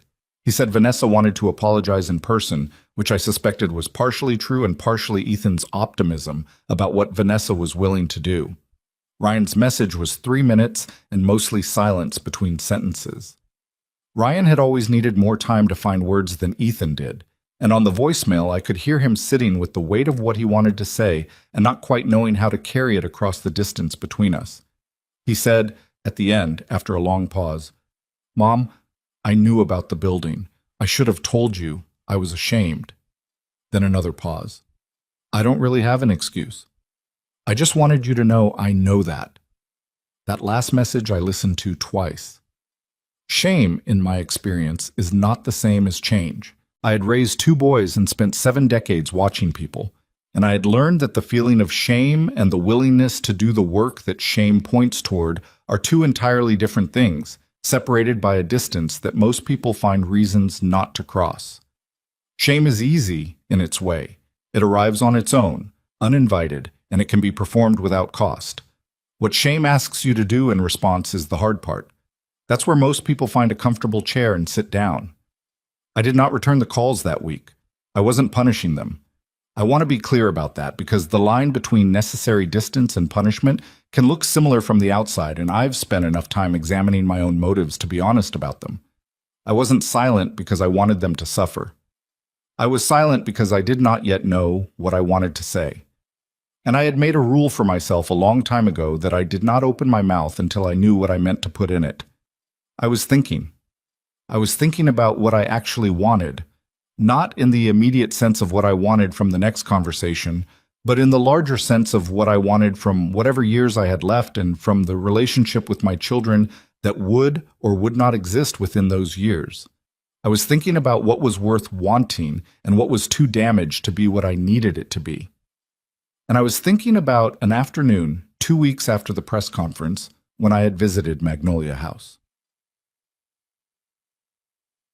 Magnolia House was one of 3 elder care facilities that the Westside Community Coalition worked with directly. Sharon Park had invited me to visit as part of the foundation work I had agreed to support, a charitable initiative focused on elder financial advocacy that we were in the early stages of building together. The visit was meant to be an orientation, a chance to understand the population we were trying to serve. I had been to care facilities before. I had visited a friend there in her last years, and I knew the particular texture of those places, the specific quality of the air, the 2 bright corridors, the communal dining rooms with their round tables and their laminated menus, the way time moved differently there, slower and more exposed. I was not naive about what they were. What I was not prepared for was Mrs. Loretta Sims. She was 81 years old, and she had been at Magnolia House for 2 years. She had a room with a window that looked out onto a small courtyard, and she had arranged the things she was allowed to bring with her: photographs, a lamp, a quilt her mother had made, with the careful intentionality of someone making the best of a situation they had not chosen. She was sharp, articulate, with the kind of dry humor that develops in people who have had to find something to laugh at for a long time. Sharon introduced us and stepped away, and Mrs. Sims looked at me with the direct evaluating gaze of someone who has nothing left to be polite about. "You're the woman from the article," she said. "I am," I said. "The restaurant." "Yes." She nodded slowly. "My son put me here," she said without particular drama, as a statement of fact. "He and his wife said they couldn't manage my care at home, said it was too much." She looked out the window at the courtyard. A bird was doing something in the fountain. "I had a house, 4 bedrooms, paid off. Been in the family 30 years. She paused. "They sold it 6 months after I came here. Split the money." She looked back at me. "I found out from a real estate notice in my mail." I sat with that for a moment. "I'm sorry," I said. "Don't be sorry," she said. "Be useful." She said it without hostility. It was the most practical thing anyone had said to me in weeks. "You've got money and you've got attention right now. Use it for something. There are a lot of us in places like this who didn't choose to be here, who had things taken from them, who don't have a restaurant to walk back into." She tilted her head. "You were lucky. Most of us don't get a table 4. I thought about that on the drive back. I thought about it for several days. Mrs. Loretta Sims, in 3 minutes, had given me something that neither my attorney nor my business partners nor any of the media coverage had managed to give me. A clear sense of what this was actually for. Not the press conference, not the accounting with Caroline, not the public attention that had temporarily made my son's comfortable lives uncomfortable. The larger thing. The reason any of it mattered beyond the personal. When Sharon called the following week to discuss the foundation's structure, I was ready in a way I hadn't been before. It was 5 weeks after the night at Hargrove's when Ethan came to my apartment for the second time. He called ahead on this occasion, which I noted. Small things, in this period, were telling. I let him in. He came in further this time, actually removed his coat, which he hadn't done the first visit, and sat properly at the kitchen table rather than hovering at the edge of the room. He looked better than he had 5 weeks ago, and also worse in a different way. The sleep deprivation was gone, but something else had moved in behind it, something that sat in his face and around his eyes that I can only describe as the look of a man who has been living with himself more honestly than he's accustomed to. He had been suspended from the partnership for 60 days pending the firm's review. He had told me this in a text message 2 weeks earlier, which was more than he would have done before all of this. Before, he would have managed the information until it resolved one way or another, and I would have found out what he wanted me to find out when he decided to tell it. "The review board meets next week," he said. "I might lose the partnership." "I know," I said. "Did you?" He stopped. Started again. "Is there anything you could do to speak to someone at the firm?" I looked at my son. "Ethan, I know how that sounds. Do you?" He rubbed his face with both hands. That gesture, the two-handed face rub, was something he had done since he was a teenager, and it had never meant anything good. "I'm not asking you to lie for me," he said. "I'm asking if you could explain, if you could tell someone that the situation has been, that we're working through it as a family." "We're not working through anything yet," I said. "We haven't started." He put his hands down, looked at me. "What does that mean?" I had thought about this conversation for 5 weeks. I had drafted it in my head in the early mornings and the late nights, and I had revised it, and I had discarded versions that were too hard, and versions that were too soft, and versions that were about my anger rather than about what I actually needed this to accomplish. What I had arrived at was not a speech. It was a set of conditions, and I stated them plainly. "If you want a relationship with me going forward," I said, "it cannot be the relationship we've had. That relationship cost me too much and cost you nothing, and that is not a foundation. That's a transaction where only one side is paying." Ethan was very still. "I have 2 businesses that need operational support," I said. "The property management company on the east side is understaffed, and the on-the-ground work, tenant management, maintenance coordination, the administrative work that keeps the operations running, is being done by people who are overextended. I need someone there." I looked at him steadily. "Not in a management role, not as a partner. as someone who shows up and does the work and learns what the work is. He stared at me. You want me to do property management? I want you to understand what it means to work inside something you didn't build, I said, from the ground up, without your name meaning anything to anyone who's there. The silence was long. And Ryan? He said finally. Ryan and I are having a separate conversation. What about Vanessa? This was the part I had thought about most carefully, because Vanessa was a different equation. She was not my child. I had not raised her, had not sacrificed for her, and the things I felt toward her were less complicated by love and more complicated by the specific, exhausting effort of trying to understand a person who had never allowed herself to be understood. Vanessa can choose, I said. She can choose to be part of what happens next with this family, or she can choose not to be. That's between you two. But if she's part of it, there are the same expectations. She doesn't get to observe from the outside. Ethan looked at his hands. Then he said something I had not expected. She cried, he said. After the press conference, at home, in the kitchen, she sat down and cried. He said it carefully, not as a defense of her, but as information. I haven't seen her do that in a long time. She doesn't show people that usually. I thought about Vanessa crying in her kitchen. I let myself actually think about it, rather than filing it away as irrelevant. I'm not trying to destroy her, I said. I'm not trying to destroy any of you. What I'm trying to do is find out if there's something here worth keeping. I paused. I genuinely don't know the answer yet. Ethan nodded slowly. He was quiet for a long time. Then, the property management work. Would it count toward the partnership review? Could you write something? Could you document that I'm... No, I said. He absorbed that. This isn't for the firm, I said. This isn't a rehabilitation program for your career. If that's what you're looking for, you need a different conversation with a different person. I kept my voice even. This is for us. If it happens to help your career as a side effect, that's fine. But that's not what it's for, and it cannot be why you do it. He looked at me for a long moment. I watched him running the calculation behind his eyes, the one about cost and benefit, about what this would require of him and what it would give him back, the calculation that had governed most of his adult decisions. I watched him doing it, and I waited because there was nothing I could do to change what the calculation produced. Either he was capable of making a decision that wasn't primarily about himself, or he wasn't. I could not make that true for him. I could only make the offer and see what he did with it. When would I start? He said. Shut. Ryan's conversation happened 4 days later, in a coffee shop near his apartment, because I had decided that neutral ground was better for what needed to be said between us. Ryan was already there when I arrived, which was unusual. Ryan was habitually late, had been since childhood, and his being early told me something about the state he was in.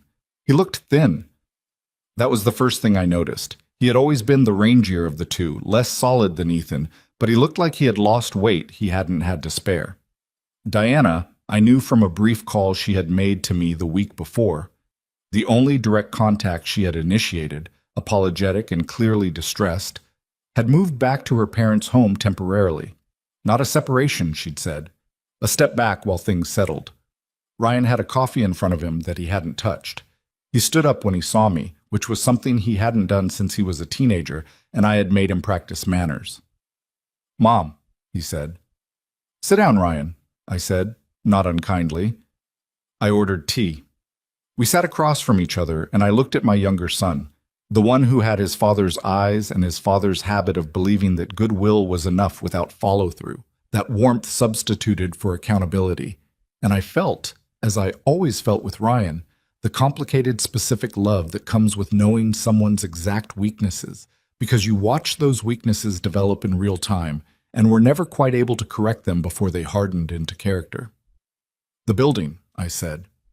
I know, he said. Tell me the whole thing from the beginning. He told me. It took a long time, and he was not entirely comfortable telling it, which was appropriate. There was no version of it that reflected well on him, and I think some part of him had been hoping we could skip over the details and get to the apology. I didn't let us skip. I asked questions when he elided and waited when he stalled and kept bringing him back to the specific facts, because the specific facts were what I needed him to hold rather than the comfortable vagueness of things went wrong, and I handled it badly. The vacancy had started 14 months ago, not 18 as Caroline had found. Ryan had caught it earlier, but had been convinced it was temporary, had managed the first several months on personal funds, had told himself repeatedly that the right tenant was coming, that the commercial market in that area was recovering, that he just needed a little more time before he said anything. Each month that passed made the conversation harder. Each month of silence made the next month's silence feel more necessary because the longer you've kept something from someone, the more the revelation of it feels like an indictment, not just of the thing itself, but of all the time you spent not saying it. I understood that logic. I didn't accept it, but I understood it. "Why didn't you tell me?" I said when he had finished. Not accusatory, actually asking. He was quiet for a moment. "Because I knew what you'd do," he said. "What would I do?" "You'd handle it. You'd fix it. You'd come in and make it right, and then it would be one more thing you'd done for me." He looked at his coffee cup. "I was already drowning in that, in everything you'd already done. I didn't want to add to it." He paused. "I know that sounds backward. I know it made it worse. I know it doesn't make sense that the reason I didn't tell you was because I didn't want to take advantage of you, and then what I did was still take advantage of you. By letting your investment deteriorate without telling you." He rubbed the back of his neck. I know it doesn't make sense." It made a kind of sense, actually. The wrong kind. The kind built out of avoidance and pride and the specific shame of a man who had been given too much and never learned to build without it. But I understood the shape of it. "Ryan," I said, "do you know what would have made sense?"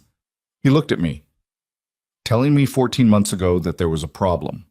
Letting me decide what to do about my own investment. Treating me like a person whose information and consent mattered. I held his gaze. Not protecting me from the truth about my own money. Not making that decision for me. Just telling me. He nodded. His jaw was working. "I'm not a resource," I said. "I'm not a fund you draw from and manage around. I'm a person. I needed you to see me as a person." I said it quietly, but I said it completely. "You and your brother have been very good, your whole adult lives, at needing things from me. Neither of you ever learned how to actually see me." Something in Ryan's face broke open a little. Not dramatically. Ryan didn't do things dramatically. He absorbed them slowly, the way ground absorbs water, but it broke open. "What do you need from me?" he said. "Tell me what you need."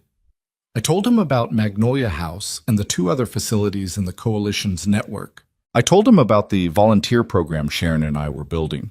Structured, committed, not the casual twice-a-year charity work that people do to feel better about themselves, but real sustained presence, weekly visits, practical help, the kind of time that costs something. "The residents there," I said, "are people who were managed, who were handled, who had their decisions made for them by people who thought they knew better." I looked at my son. "I need you to sit with that. I need you to go there, every week, and actually talk to people and actually listen until you understand what it looks like from the inside." "Okay," he said. "And the building?" I said. "You're going to work it, with me. We're going to bring it back together, and you're going to be the one doing the operational work. Sourcing tenants, managing contractors, handling the maintenance calls when they come in at 7 in the morning. I'll advise. You'll execute. And you'll learn, in the process, what it takes to maintain something over time." He nodded again. His eyes were wet, which he was trying to manage with limited success. "Ryan?" I said. He looked up. "I'm not doing this to punish you. I need you to know that." I meant it completely. "I'm doing this because I think you're capable of being different than you have been, and I'm not ready to stop believing that. But I need to see it, not hear it, see it." He wiped his eye with the back of his hand quickly, the way men do when they're embarrassed by the impulse. "Okay," he said again. We sat for a moment. Outside the coffee shop window, the street was doing its ordinary city things. People walking, a bus passing, a woman arguing with her umbrella in a brief gust of wind. "Diana called me," I said. He stiffened slightly. "She's worried about you," I said. "That was the substance of the call." I paused. I think you should talk to her. Not for my sake. For yours. He looked out the window. I haven't been easy to live with this last month. No, I imagine not. I picked up my tea. Being honest with yourself is uncomfortable. It gets easier, but it doesn't get easy. He looked at me, and for a moment, just a moment, he looked exactly like the 9-year-old boy who used to hover at the kitchen doorway waiting to be acknowledged. How do you do it? He said. How do you stay? How are you not just, he searched for the word, angry, all the time? I thought about it honestly. I am angry, I said. I've been angry for a long time. I just learned a long time ago that anger as a permanent residence is too expensive. I set my cup down. I can be angry and still decide what I want. Those aren't the same thing. Vanessa came to me without Ethan. That surprised me more than anything else in this period. She called on a Thursday afternoon from her own phone, not routed through Ethan, her own number appearing on my screen, and asked if she could come over on Saturday morning. She did not explain why she wanted to come alone. I said yes without asking her to explain because I thought the willingness to come alone was itself information. She arrived at 10. She was dressed simply, more simply than I had ever seen her. Dark pants, a plain sweater, hair back in a way that looked functional rather than arranged. She looked, for the first time in 11 years, like a person rather than a presentation. I made coffee. We sat at the kitchen table, the same table where I had sat with Ethan 6 weeks earlier, and for a moment neither of us said anything, and the silence was uncomfortable in a specific way that I recognized as honesty. The silence of two people who have run out of the comfortable performances they normally use to fill space. I'm not going to tell you I didn't mean it, Vanessa said. I hadn't expected that. All right, I said. What I said at the restaurant. I meant it when I said it.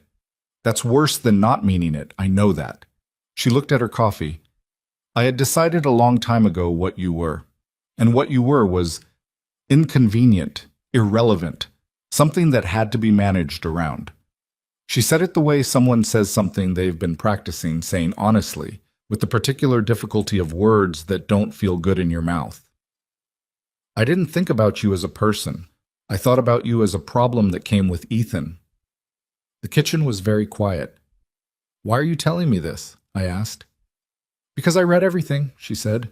After the press conference, everything you said, and I sat in my kitchen and I thought about my own mother. She paused. She's 68. She lives alone. She worked her whole life and she doesn't say much about it because nobody asks. Vanessa looked up at me for the first time since she'd sat down. I called her after I read the article. We talked for 2 hours. It was the longest conversation we'd had in I don't know how long. She stopped. I didn't know things about her life that I should have known. Things she'd never said because nobody asked. Her voice was steady, but the steadiness was clearly costing her something. I did that. I did that to my own mother and I didn't see it. And then I read about what I did to you and I realized they were the same thing. I sat with that for a moment. I'm not asking you to forgive me, she said. I know that's not something you owe me. She wrapped her hands around her mug. I just needed to say it to you directly, without Ethan, because what I did was my thing, not his. There are moments when a person shows you something real about themselves, and you can choose to believe it or not believe it, and the choice matters because it determines what you do next. I had been wrong about people before, had believed things that weren't true, had missed things that were. I didn't know, sitting across from Vanessa at my kitchen table on a Saturday morning, whether what she was showing me was genuine or sophisticated or some complicated mixture of both. But I knew that she had come alone. I knew that she had not defended herself. I knew she had not asked for forgiveness, which people who are performing remorse almost always do, because forgiveness is the thing that releases them from having to sit in the discomfort. Vanessa was sitting in the discomfort. There's work being done, I said, with the foundation, with the businesses. Your husband is part of it. I looked at her carefully. If you want to be part of it, there's room. Not as Ethan's wife, as yourself. I paused. The foundation is working with elder care advocacy. There's legal work involved, outreach, documentation, cases where older adults have had their financial rights compromised. It's not glamorous and it doesn't pay what you're used to.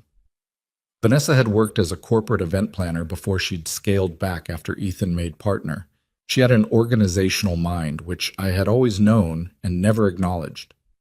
I can do that, she said. I know you can, I said. That's why I'm offering it. She looked at me with an expression I hadn't seen on her before. Not the closed door look, not the calculated pleasantness. Something more uncertain than either of those. More open. I don't know how to do this, she said. Any of it. Being different with you.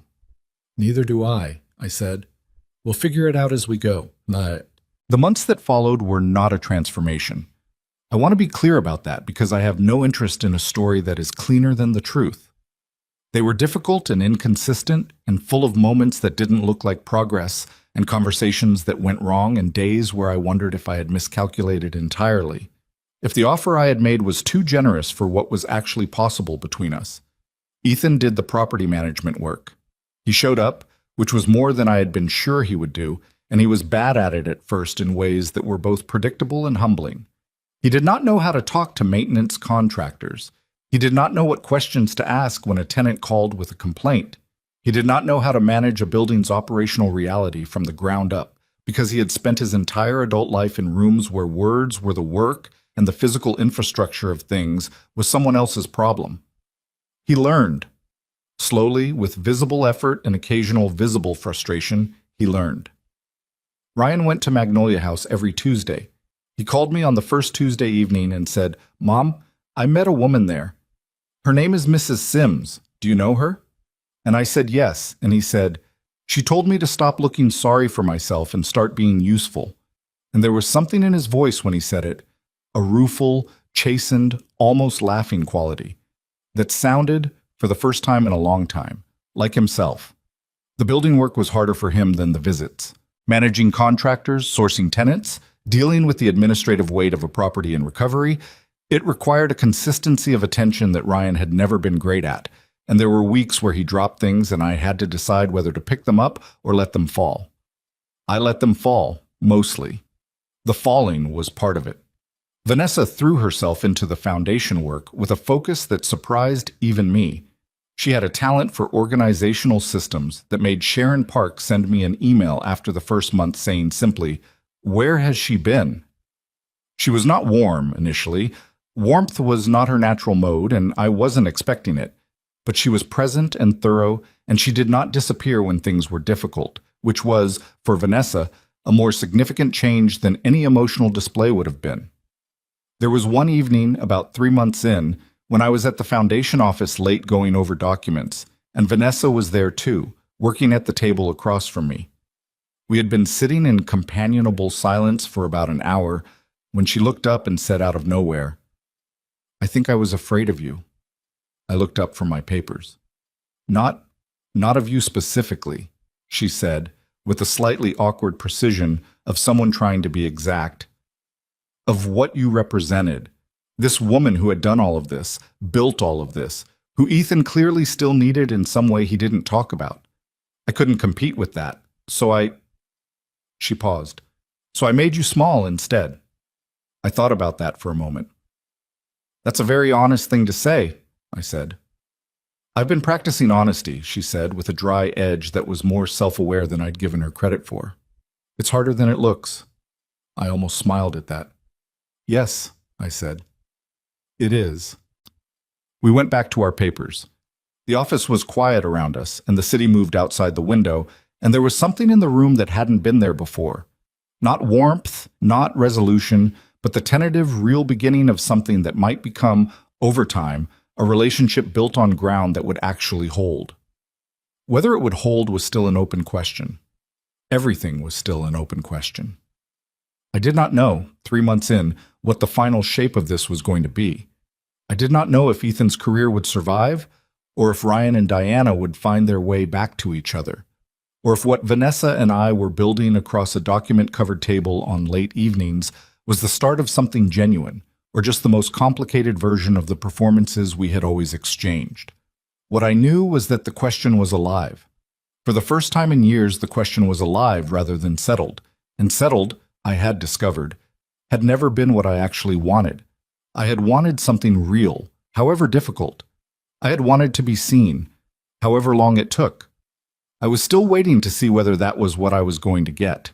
6 months is not a long time.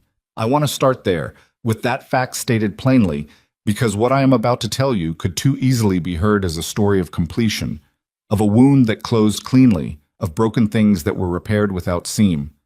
That is not what happened. 6 months is not enough time to undo decades, and anyone who tells you otherwise is selling something I am not interested in buying. What 6 months is enough time for is this: to see whether a person is trying, really trying, not the performance of trying, not the initial burst of effort that people summon when they are frightened and then let fade when the fear recedes. 6 months is long enough to watch someone on an ordinary Tuesday, when nobody is watching and there is nothing to prove, and see what they choose to do. That was what I was watching for.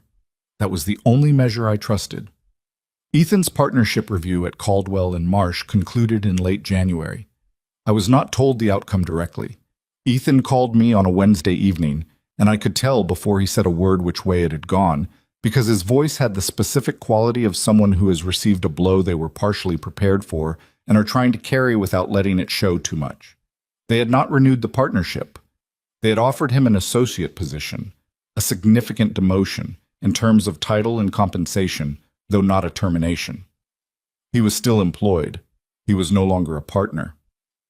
"I'm going to stay," he said, "at the firm, in the associate role." A pause. "For now." "That sounds like the right decision," I said.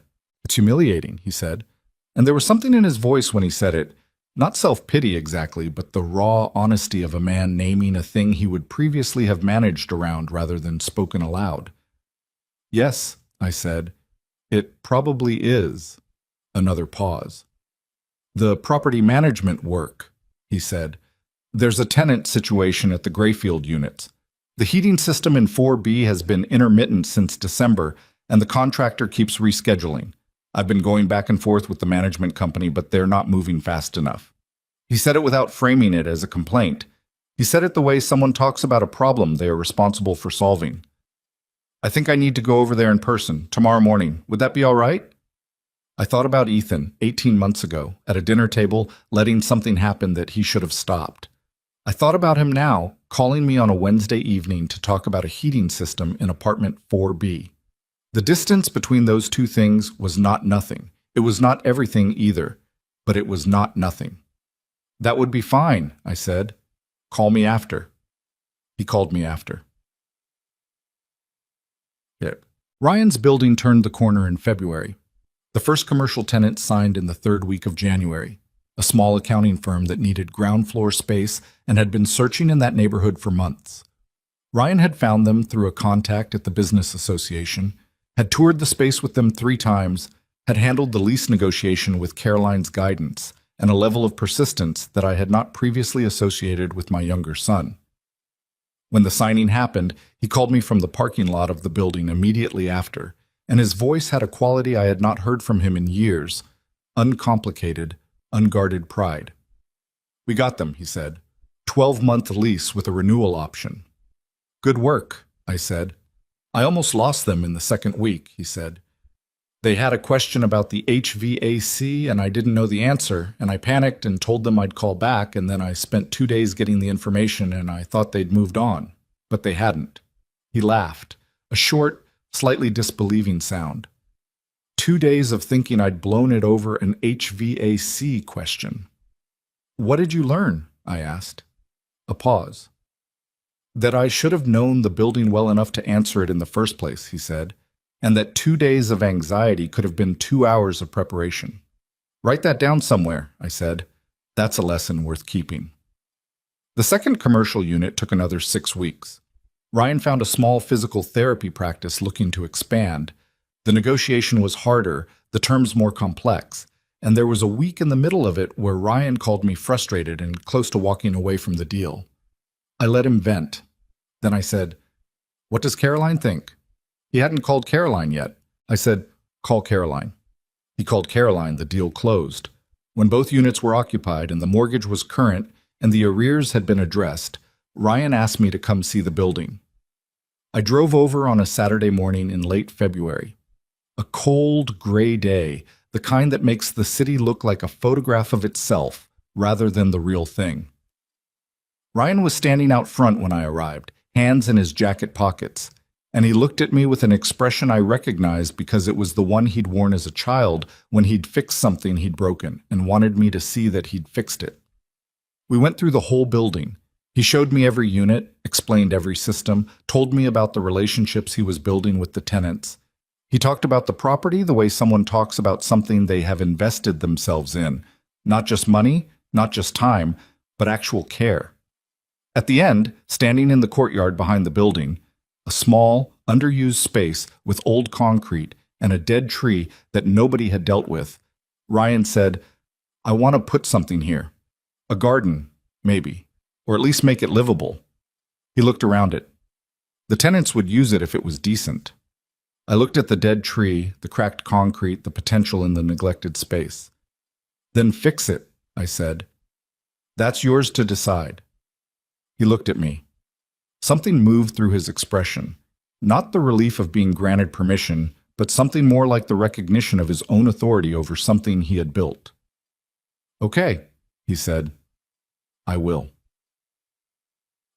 It was Mrs. Loretta Sims who gave me the clearest window into what was happening with Ryan at Magnolia House. I visited on a Tuesday in March. I had started going myself, separately from Ryan, on a different day, because the foundation work required that I understand the place from the inside rather than just organizationally. Mrs. Sims and I had developed a habit of spending 30 minutes together when I was there, which I valued more than most of my scheduled meetings. "Your boy was here yesterday," she said. "I know," I said. "He comes every Tuesday."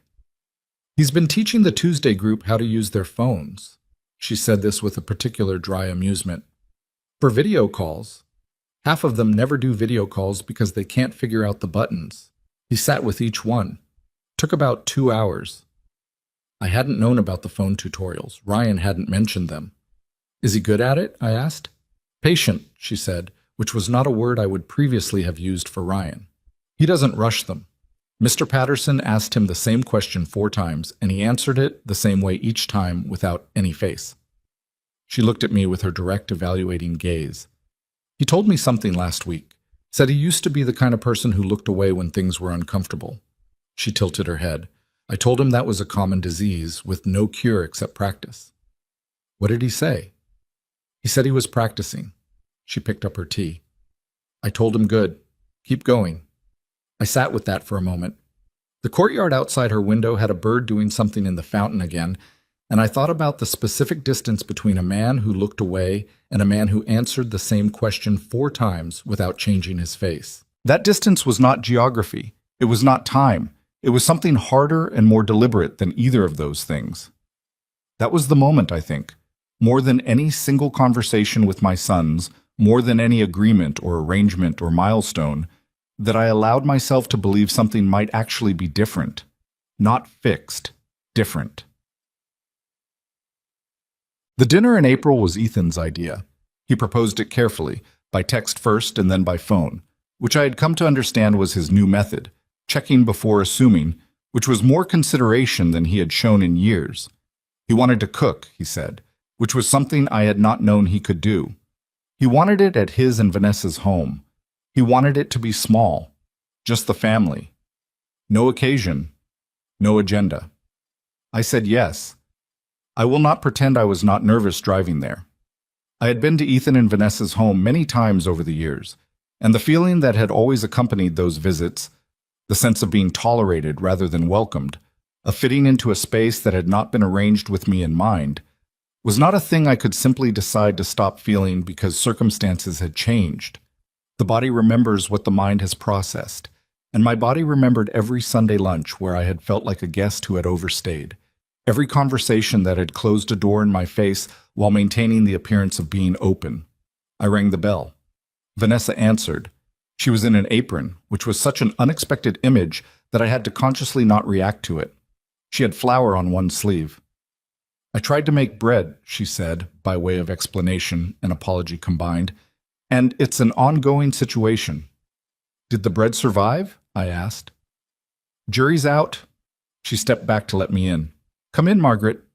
She used my name the way a person uses a name when they are reminding themselves to use it. Not naturally yet, but intentionally, which was its own kind of progress. I came in. The apartment smelled like something slow-cooked and something baked, and the particular warm chaos of a home where an actual meal is being made rather than ordered or assembled. Ryan and Diana were already there. Diana had come back, quietly and without fanfare, sometime in March, and the two of them were in the living room in the early stages of an argument about something that dissolved immediately when I came in, the way small arguments do when something more important arrives. Ryan stood up. Diana hugged me, which she did with an earnestness that I had always found easier to be around than Vanessa's control. The bread smells incredible, Diana told Vanessa from across the room. The bread is a cautionary tale, Vanessa said, disappearing back toward the kitchen. Ethan came out from somewhere with 2 glasses of wine and handed one to me with the particular care of someone who has thought about the gesture rather than just executing it. You look good, he said. I feel good, I said. And it was true, which still surprised me sometimes. We sat down to dinner an hour later, all 5 of us around the table that had been set with actual care. The good plates, candles, cloth napkins, the kind of effort that says this matters without saying it. The bread had, in fact, survived, and it was good, dense and slightly imperfect, with a crust that Vanessa kept apologizing for until Ryan told her to stop apologizing and just eat it. The conversation moved the way family conversation moves when it is working, without agenda, across topics, with the natural interruptions and tangents and moments of genuine laughter that you cannot manufacture.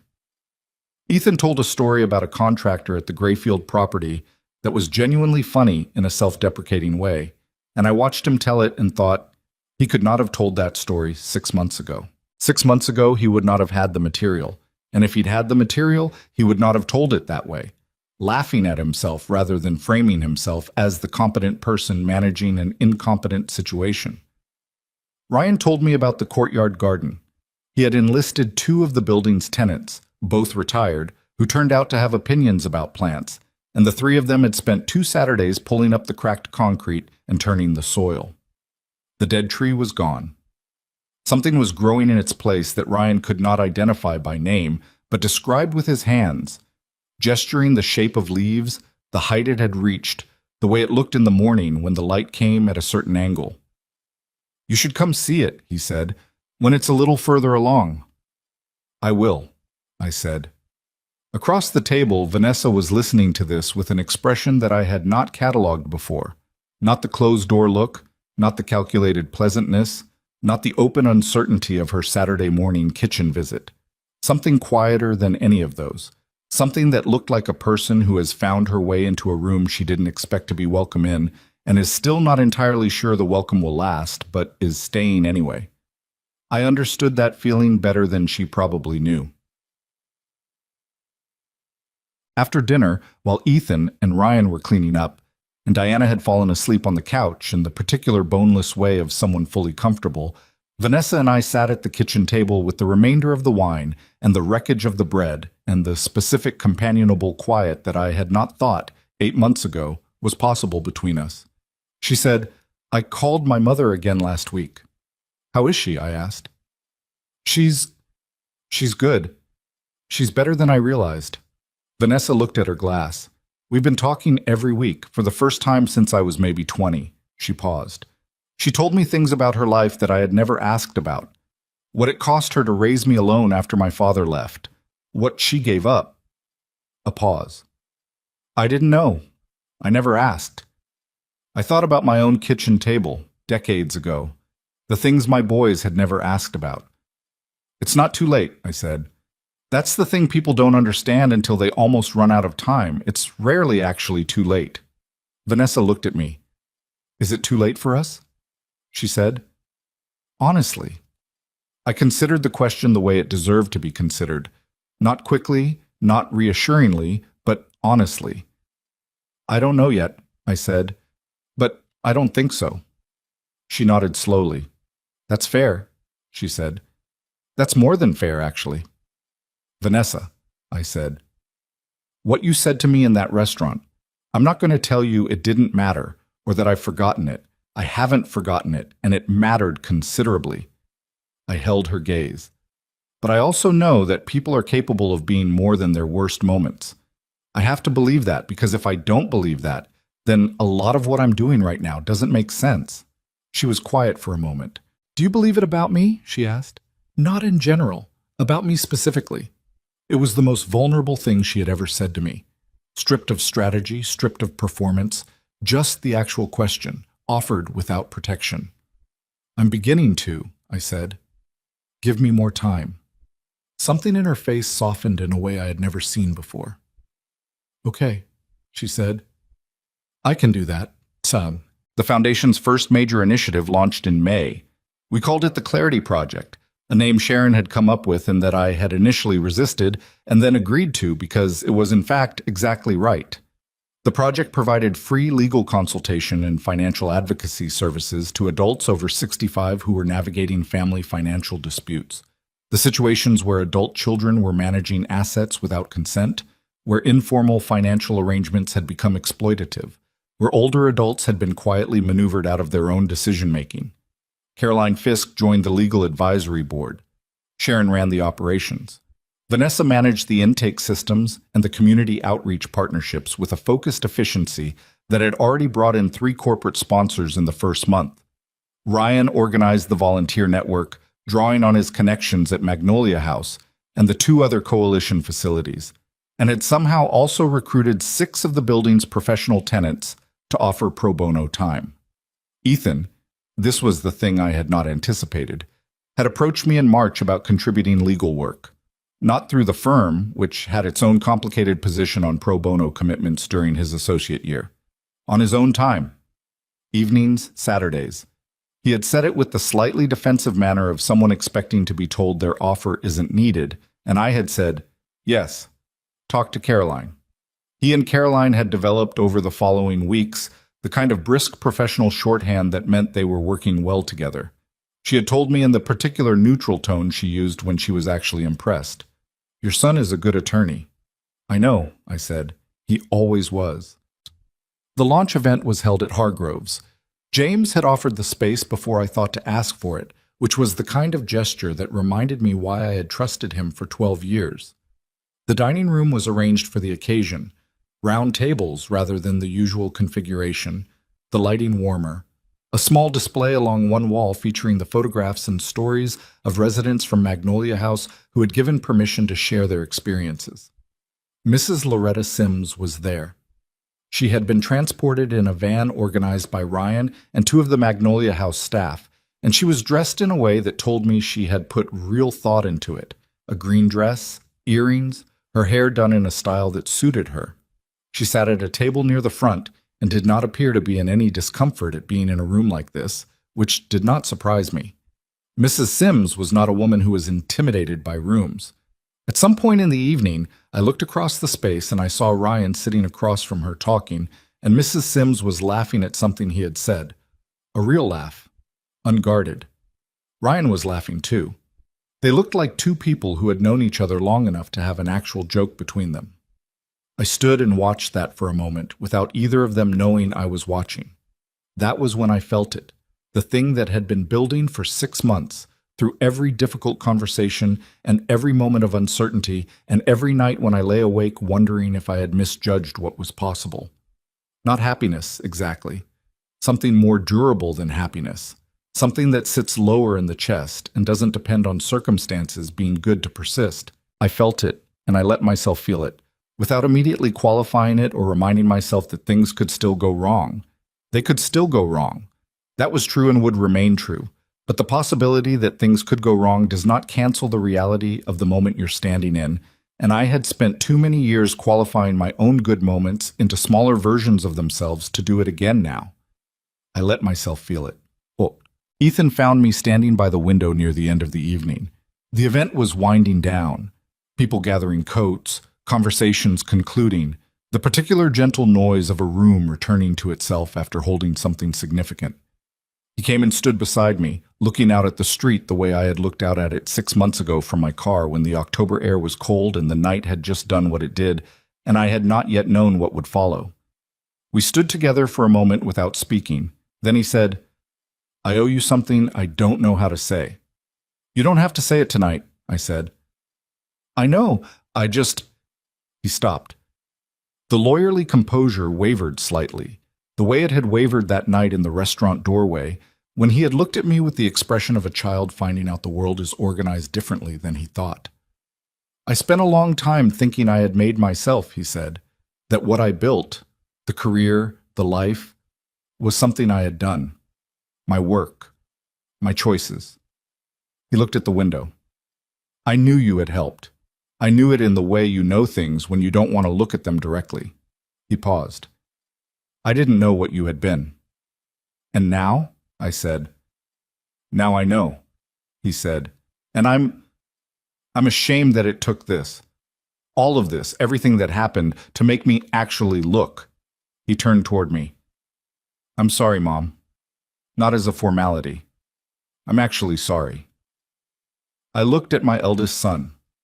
Tall like his father, serious in the way that had always been his nature, carrying something on his face that had not been there before October. Not guilt, which wears itself out eventually, but something more permanent than guilt. Responsibility. The actual weight of knowing and not being able to unknow. "I know you are," I said. "Is that enough?" he asked. It was the right question. It was the question I had been waiting for him to be honest enough to ask. Not "have you forgiven me," which would have been about his own relief, but "is it enough?" which acknowledged that the answer was mine to give and might not be what he wanted. "It's a start," I said. "It's a real start." He nodded. He looked back out the window. After a moment, he said, "The associate work at the firm. I've been thinking about leaving, eventually, doing something different." He said it tentatively, testing the idea. "The advocacy work. The foundation stuff with Caroline. I think I'm better at that than I thought I was. Better suited to it." "What does Vanessa think?" I asked. "She thinks I should do what makes me feel like myself." A slight pause. "That's new, from her, telling me to do what makes me feel like myself." "People change," I said. "Apparently," he said, and there was something in it, wry and wondering, that sounded like the beginning of a new way of seeing things. I'm going to speak to you directly now, not as Margaret Hayes in the story, but as the woman telling it, because some things need to be said plainly. To you, whoever you are, wherever you're watching this from. I spent decades being quiet about who I was and what I had built, and I want to tell you what that cost me, not in money, not in business, in the thing that matters most, in time, and in the quality of the relationships I spent that time inside. I kept myself small to avoid threatening people who should have been secure enough to not feel threatened by me. I shrank my accomplishments, softened my authority, made myself easy to dismiss, and in doing so, I trained the people around me to dismiss me. That is not humility. Humility is knowing your limitations and working honestly within them. What I did was something else. What I did was erasure of myself, by myself, in the name of keeping a peace that was not actually peace. It was just the absence of conflict, and the absence of conflict is not the same as the presence of love. Here is what I know at 70 years old, having lived the things I have lived. Your worth is not negotiable. It does not go up when you are useful and down when you are inconvenient. It does not depend on what you can still provide or how quietly you are willing to exist. The moment someone tells you, in words or in gestures or in the specific cruelty of a suggestion that you belong somewhere less, that your worth is conditional on your utility, that is the moment you must decide who you are, not who they say you are, who you are. And this, the people who love you should be able to handle knowing your full self, not the managed version, not the softened, convenient version, the full self. The accomplishments and the struggles and the history and the boundaries and the things you will and will not accept. If the relationship cannot hold your full self, the relationship is not what you have been told it is. I am not telling you to cut people off at the first sign of difficulty. That is not what I did. I'm telling you that there is a difference between a person who fails you and does not know it, and a person who fails you and does not care. And only one of those is worth the work of rebuilding. And the only way to know which one you are dealing with is to require honesty, of them and of yourself. The hardest thing I did in this whole story was not the press conference. It was not the financial audit with Caroline, or the conversation with Vanessa in the restaurant, or the hours I spent in my apartment trying to understand what I actually wanted from whatever years I had left. The hardest thing was refusing to accept the version of love my children had been offering me, the love that required me to be less than I was, to take up less space, to need less, to cost them nothing, because accepting it would have meant agreeing that that version was all I deserved. It was not all I deserved. It is not all you deserve either. Boundaries are not punishment, they are not rejection, and they are not revenge.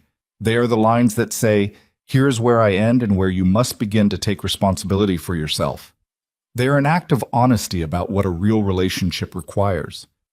And sometimes, not always, but sometimes, when you draw those lines clearly and hold them without apology, the people who matter will rise to meet them. My sons rose, imperfectly, slowly, with setbacks and failures along the way. Vanessa rose in her own way by her own path, for reasons that were as much about herself as about me. None of them became someone different. They became more fully themselves, the better versions of themselves that had been present all along, buried under years of convenience and comfort and the quiet permission I had given them to take me for granted. I gave them that permission when I stayed silent. I withdrew it when I stopped. It is October again. A year to the month since the night at Hargrove's. I'm sitting in the courtyard behind Ryan's building, which is not cracked concrete and a dead tree anymore. Ryan and his tenants, two retired men named Harold and Vicente, who have in the past 8 months become a fixture in Ryan's life in a way that says something about what he has learned to value, have put in raised beds and a stone path and a bench where the dead tree used to be. Something is growing in the beds, green and unhurried. I do not know exactly what it is. Ryan would know. I will ask him. I am here because Ryan invited me, not to assess the building, not for any reason of business or accountability or the ongoing work of repairing what was broken, just because he wanted to show me the courtyard in October, in the particular light of an October afternoon, and thought I might want to see it. That is the whole reason. I think about the night a year ago, the navy dress, the walk across the dining room floor, the 3 seconds of eye contact that said, I am not what you decided I was. I think about all the years before that night, the $50 a month in a credit union account, the houses I cleaned and the investments I made and the quiet, private building of a life that nobody around me could see. I think about what I was protecting by keeping it invisible and what I was losing. I think about Robert, who left too soon, who would not recognize the woman I have become.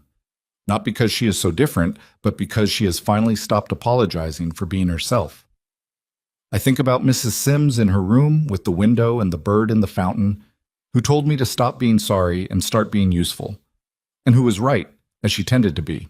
I think about what it means to be 70 years old in a world that has already decided what that means, and to look back at that decision and say, no, that is not who I am. Watch. The afternoon light is doing the thing it does in October. That particular angle that makes everything it touches look like it is being seen for the first time.